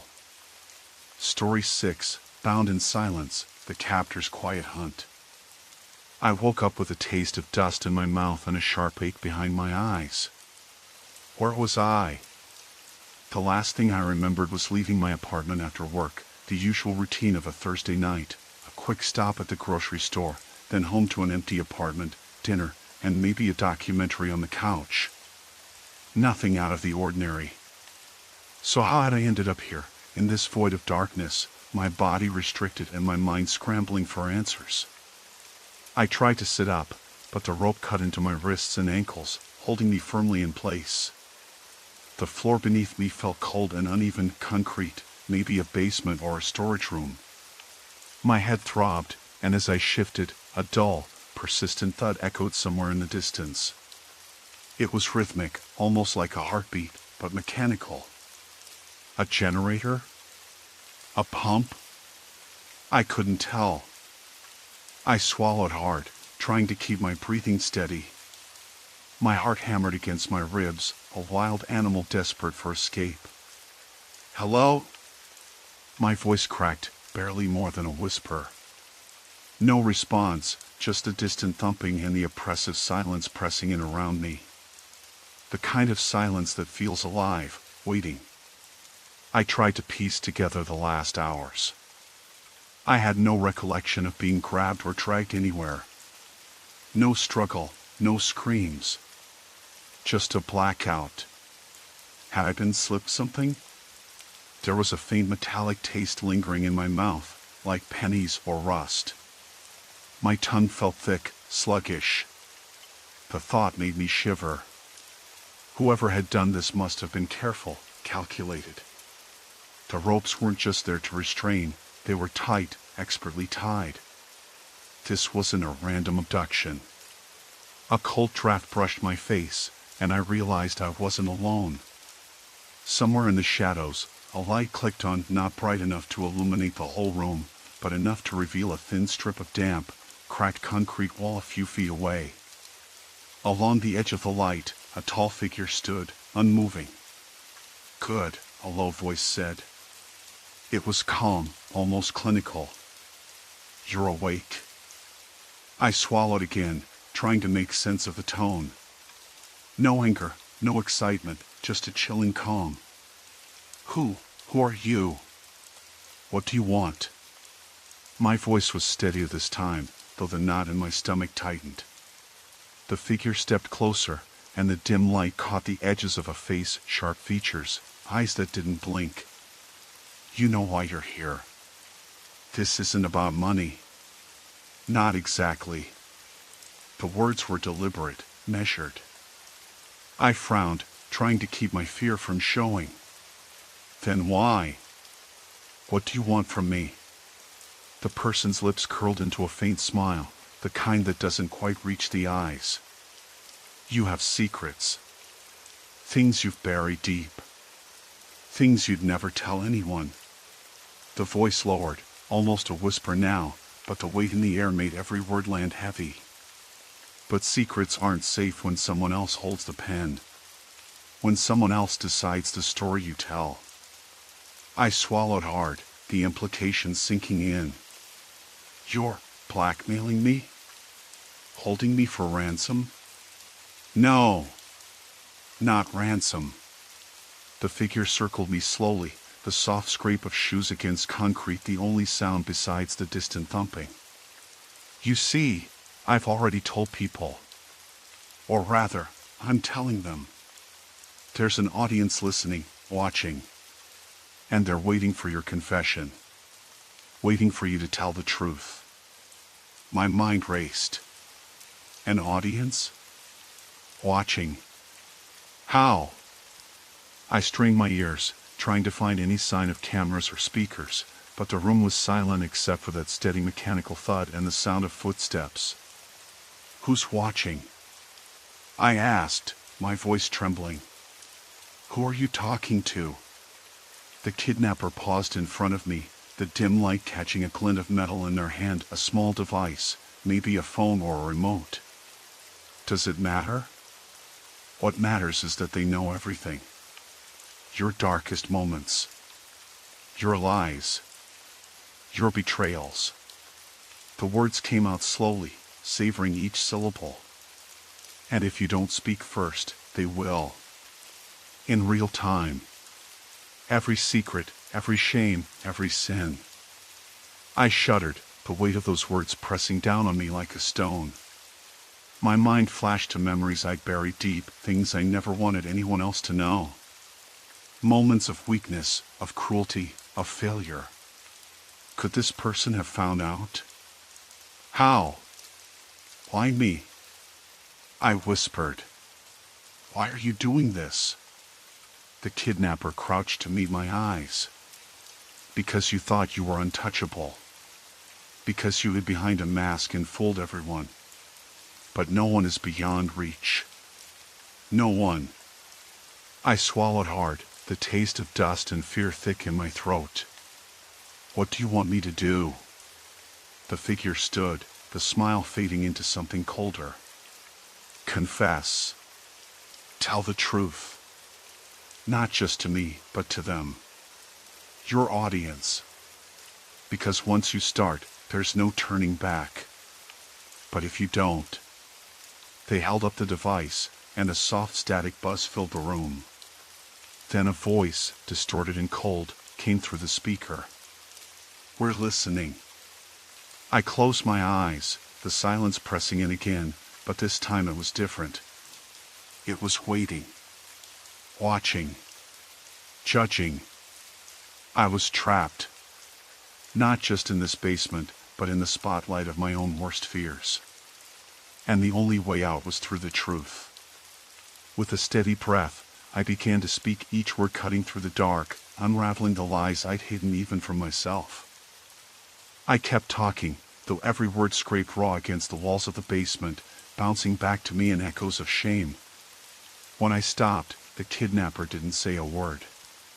Instead, they moved back to the far corner where a small table held a laptop, its screen casting a pale blue glow in the darkness. I could see the faint flicker of words scrolling across it, my name, dates, locations, faces. All of it collected meticulously, like a dossier assembled by someone who had been watching me for months or years. But how? And why? The silence pressed on me until the figure spoke again, voice low and deliberate. You're good at hiding. I'll give you that. But secrets like yours don't stay buried forever. They surface. And when they do, they destroy everything. I swallowed hard. What do you want from me? Truth, they said simply. The whole truth. No edits. No spin. And no silence. Because while you hesitate, your story is being told. Right now. The laptop chimed softly, and I flinched. The screen shifted to a live feed, showing a chat window scrolling with messages I couldn't read but could feel: sharp, impatient, hungry. The audience was waiting. Real people, real eyes trained on my confession, waiting for me to slip so they could feast. I tried to summon courage, the kind I'd always thought I had. But the basement's stale air, the cold concrete beneath my feet, the rope biting into my wrists, it all conspired to crush me. My mind raced through every bad choice, every lie, every moment I thought was safe in the shadows. And I realized something worse than the kidnapper's voice was the knowledge that I wasn't alone in this dark room.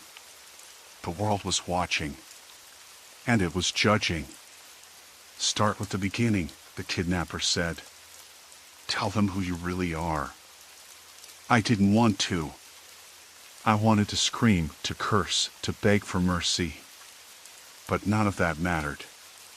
The only way out was through the truth. So I began. I told them about the first time I betrayed a friend for personal gain, the lie I told to cover it up, the guilt that had gnawed at me ever since.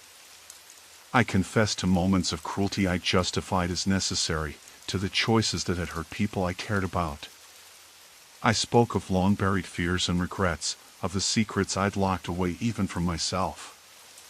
As I spoke, the kidnapper watched me closely, expression unreadable. The laptop continued to hum softly, the chat window still scrolling. I caught glimpses of words: accusations, disbelief, anger. The audience was alive and waiting. After what felt like hours, I paused, my voice hoarse and trembling. Is that enough? The kidnappers shook their heads slowly. Not yet. There's more. And you know it. I did know it. There were things I'd never admit out loud, things that could ruin me completely. But the alternative was worse.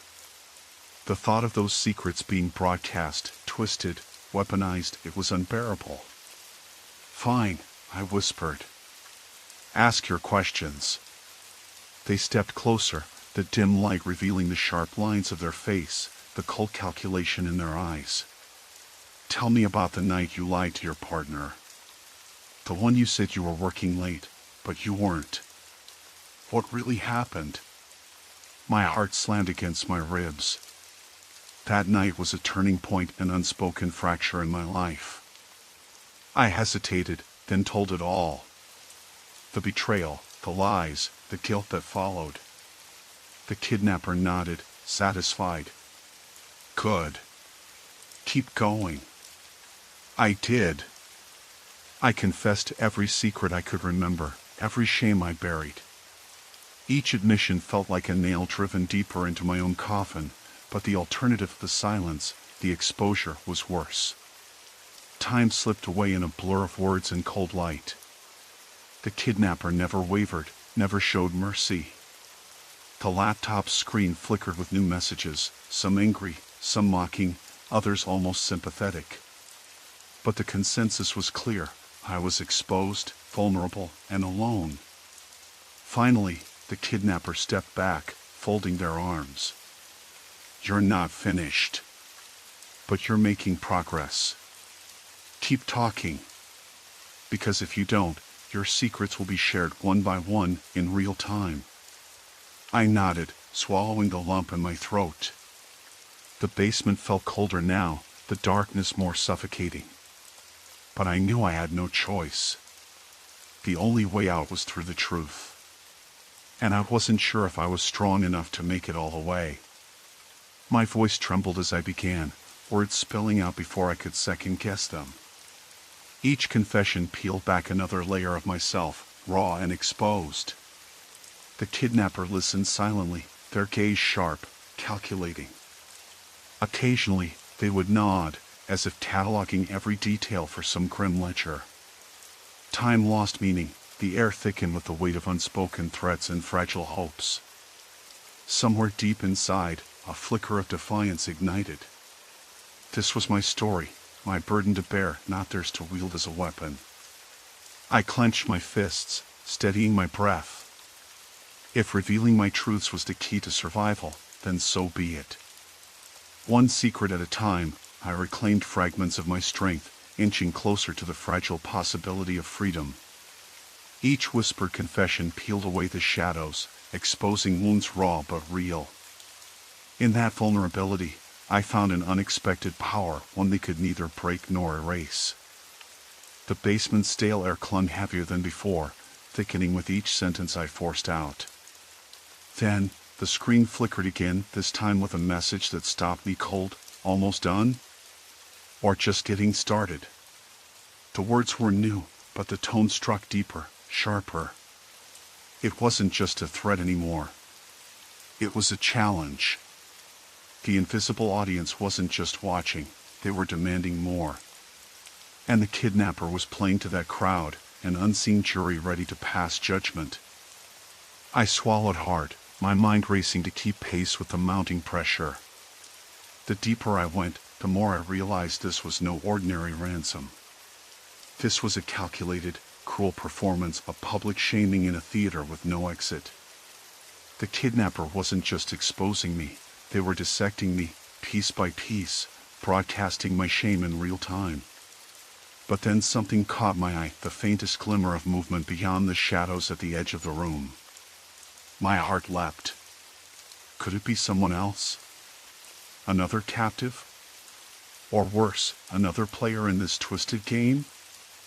I strained to listen, but the silence was total. No footsteps, no muffled voices. Just the low hum of the screen, the scratch of my own ragged breathing. Frustration and despair gnawed at me. I was alone, utterly isolated, yet somehow the kidnapper's control extended beyond these four walls. They had built a cage with no bars, a trap woven from my own secrets, and the invisible audience was the lock. I glanced back at the screen. The messages were multiplying, a flood of cruel commentary and cold curiosity. Some messages quoted my own words, twisted and distorted, as if the crowd was mocking me along with the kidnapper. Others were eerily sympathetic, offering condolences or pleading for my courage.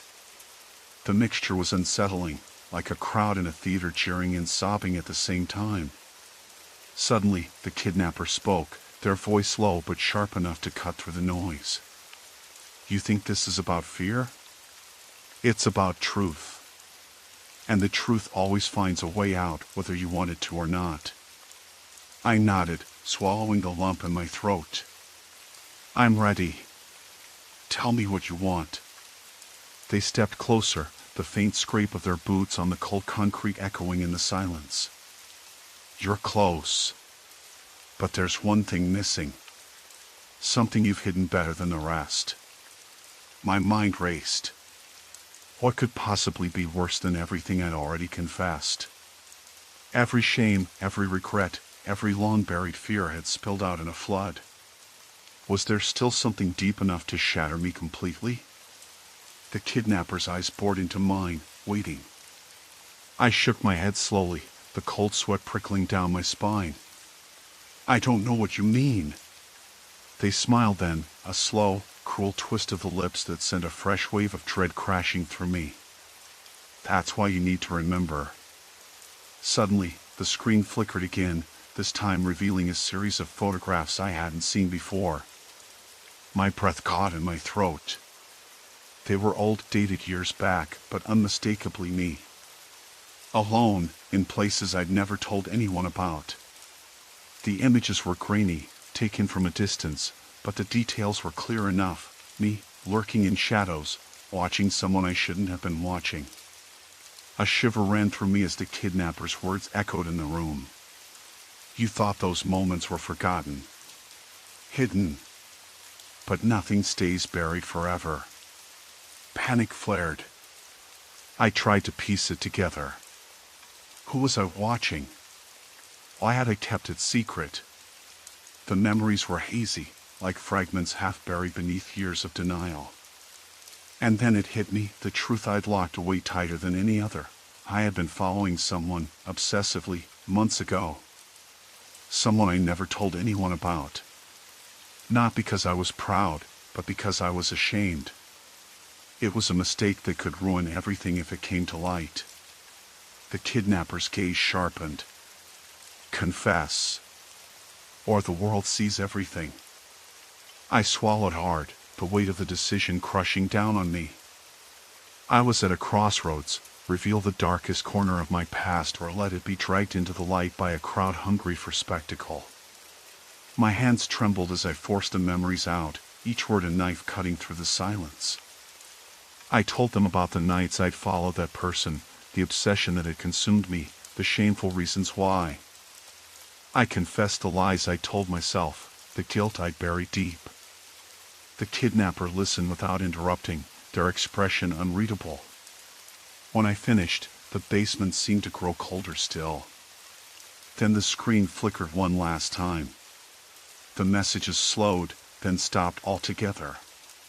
For a moment, there was only silence. And then the kidnapper spoke, their voice softer, almost hesitant. You've crossed a point of no return. There's no going back now.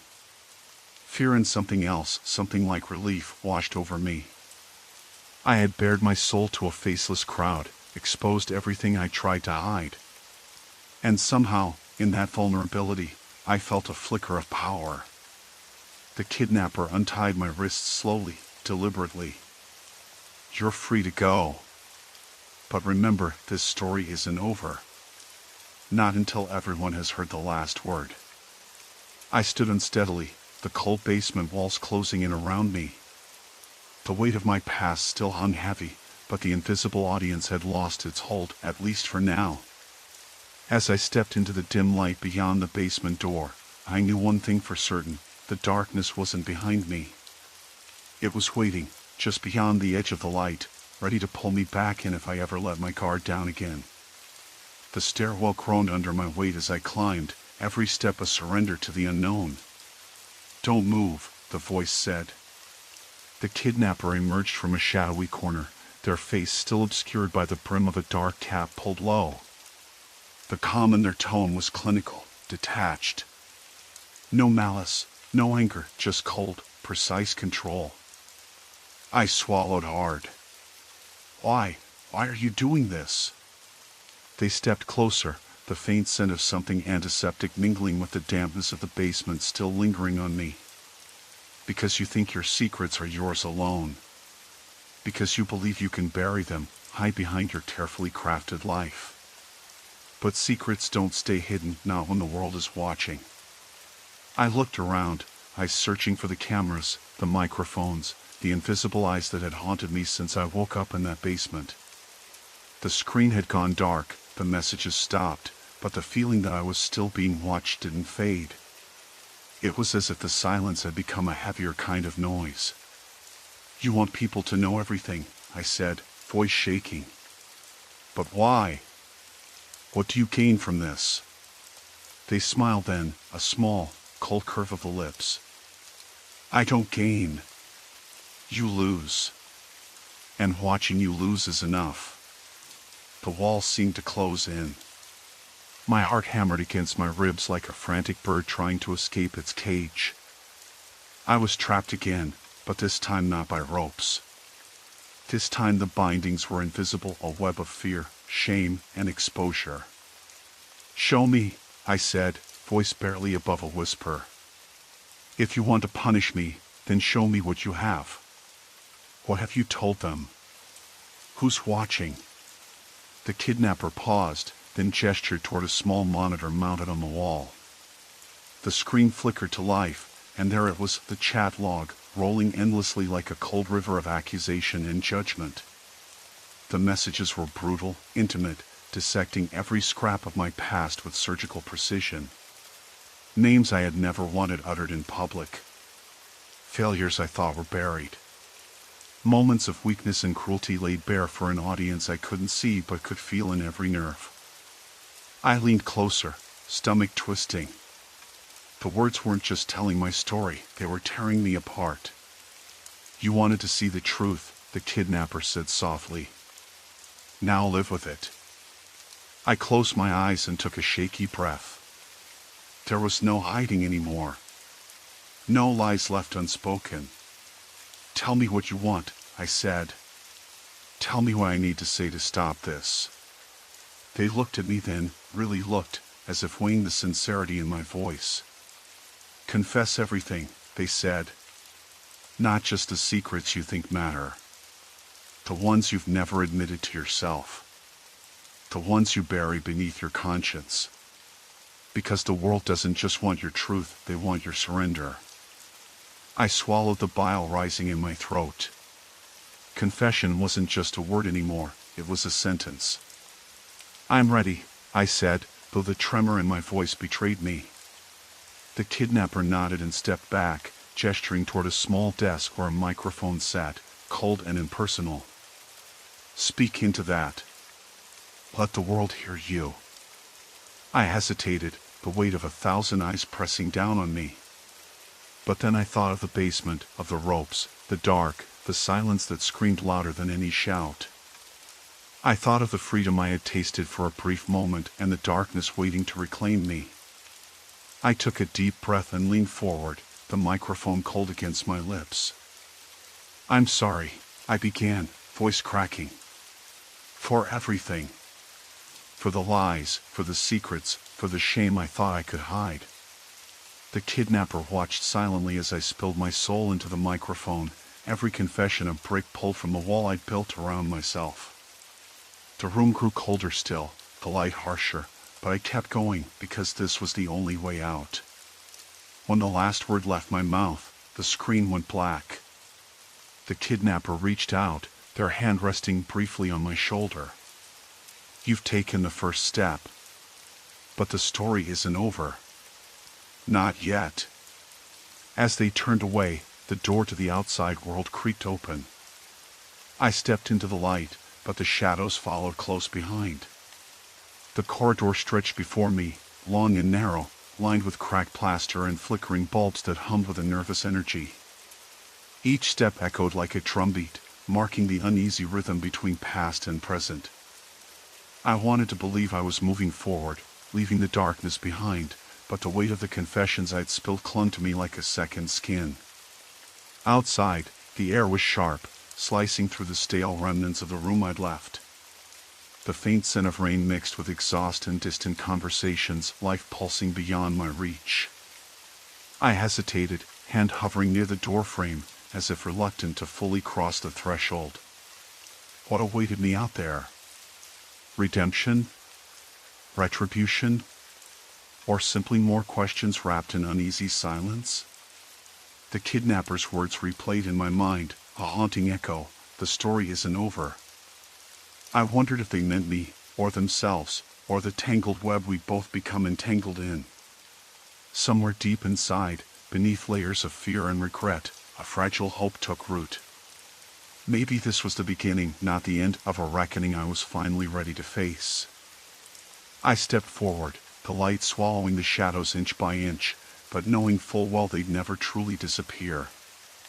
Not while the story still lived in the spaces between words, in the cracks of my soul. And so I walked, carrying the weight of what had been confessed, into the uncertain dawn. I kept walking down the corridor, the faint hum of the flickering bulbs above mixing with the distant rattle of my own breath. The kidnapper's voice lingered in my head, looping endlessly. The story isn't over. I wanted to believe that meant something, some kind of promise or warning. Maybe it was both. Every step forward felt like dragging the weight of those words, along with my confessions, through every inch of this unforgiving space. I caught my reflection in a cracked mirror hanging crookedly on the wall. My face looked hollow, eyes sunken from exhaustion and fear, lips dry as dust. But beneath that, there was something else, an ember that hadn't been completely snuffed out. A fragile hope, maybe, or the stubborn refusal to be swallowed by darkness. The corridor curved sharply, leading me to a heavy steel door. It was slightly ajar, and through the crack, I could hear voices, low, murmuring, like a crowd gathered somewhere just beyond reach. My heart hammered, not from fear this time, but from a strange, rising determination. I pushed the door open a little more, careful not to make a sound. The room beyond was larger, set up like some kind of makeshift studio. Cameras pointed at a single chair in the center, wires snaking across the floor, disappearing into black boxes that blinked with red and green lights. I recognized some of the equipment from the kidnapper's careful setup: audio recorders, monitors, and what looked like a live streaming device. Whoever was watching, they were still there. And they were still listening. The chair was empty. For a moment, I thought maybe I had missed my kidnapper, but then the voice came from the shadows. "You made it," the kidnapper said without turning around. The voice was calm, controlled, almost clinical. "Good. Now we're at the final stage." I swallowed hard, heart pounding. Final stage of what? The kidnapper stepped forward, revealing a pale face framed by dark hair, eyes sharp and cold. "The show, of course. The confessions. You've given them everything, every secret you tried to bury. But the audience wants the truth, the whole truth. And that means what you haven't said yet." "What haven't I said?" My voice cracked, the weight of the question pressing down on me like a stone. "You haven't told them about the guilt you carry every day, the things you did to protect yourself that hurt others. The lies you told to your family, the people you pushed away. You held back because you were scared. But they need to hear it all. Otherwise, this story is incomplete." I looked around the room, the cameras blinking like unblinking eyes. The invisible audience was real. They weren't just voyeuristic voyeurs feeding off my shame, they were intentional, deliberate. The kidnapper had created this nightmare to force me to confront myself in front of thousands, maybe millions. "I don't know if I can," I admitted, voice trembling. "Some things are too dark, too painful." The kidnapper's face softened for a fraction of a second. "That's why you're here. To face it. To own it. Because if you don't, the world will hear it anyway. On their terms. Without your control. And believe me, they won't be kind." I sat down in the chair, the cold metal biting into my skin. The kidnapper handed me a microphone clipped to a thin wire. "Start when you're ready." I closed my eyes, took a breath, and began to speak. I told them about the night I made the choice that shattered my family, the lie I told to cover it up, and the way I watched trust dissolve around me like smoke. I confessed how I'd blamed others to keep my own hands clean, how I avoided calls and messages from people who needed me most. I spoke about the nights I sat awake, replaying every hurtful word I'd said, every selfish act I wished I could take back. With every word, I felt the invisible weight shift. The cameras didn't blink. The audience didn't cheer or jeer. They simply listened, as if waiting for the sound of my own truth to fill the emptiness. When I finished, the kidnapper nodded. "That's all of it. Every piece." You can't hide anymore. I looked up, feeling the sting of tears I hadn't realized were coming. What happens now? The kidnapper smiled, a strange, almost relieved expression. Now, you're free. The show ends because you took control. The story isn't just about secrets or shame, it's about facing yourself in the harshest light and surviving. They stood aside, motioning toward the door. I hesitated, then stood up, feeling the heaviness lift just a little. The corridor outside seemed different, less like a prison and more like a path forward. As I stepped out, the distant sound of rain had grown louder. The world outside waited, messy and imperfect, but mine to face again. The shadows still followed, but this time, I wasn't running from them. I was walking through them, step by step, into the uncertain dawn. And for the first time in a long time, that was enough. The air was cool against my skin, fresh with the scent of wet earth and new beginnings. Each step echoed softly, a quiet rhythm of resolve. Somewhere ahead, a faint light flickered, a promise, perhaps, or just another challenge. Either way, I moved toward it, ready to meet whatever came next.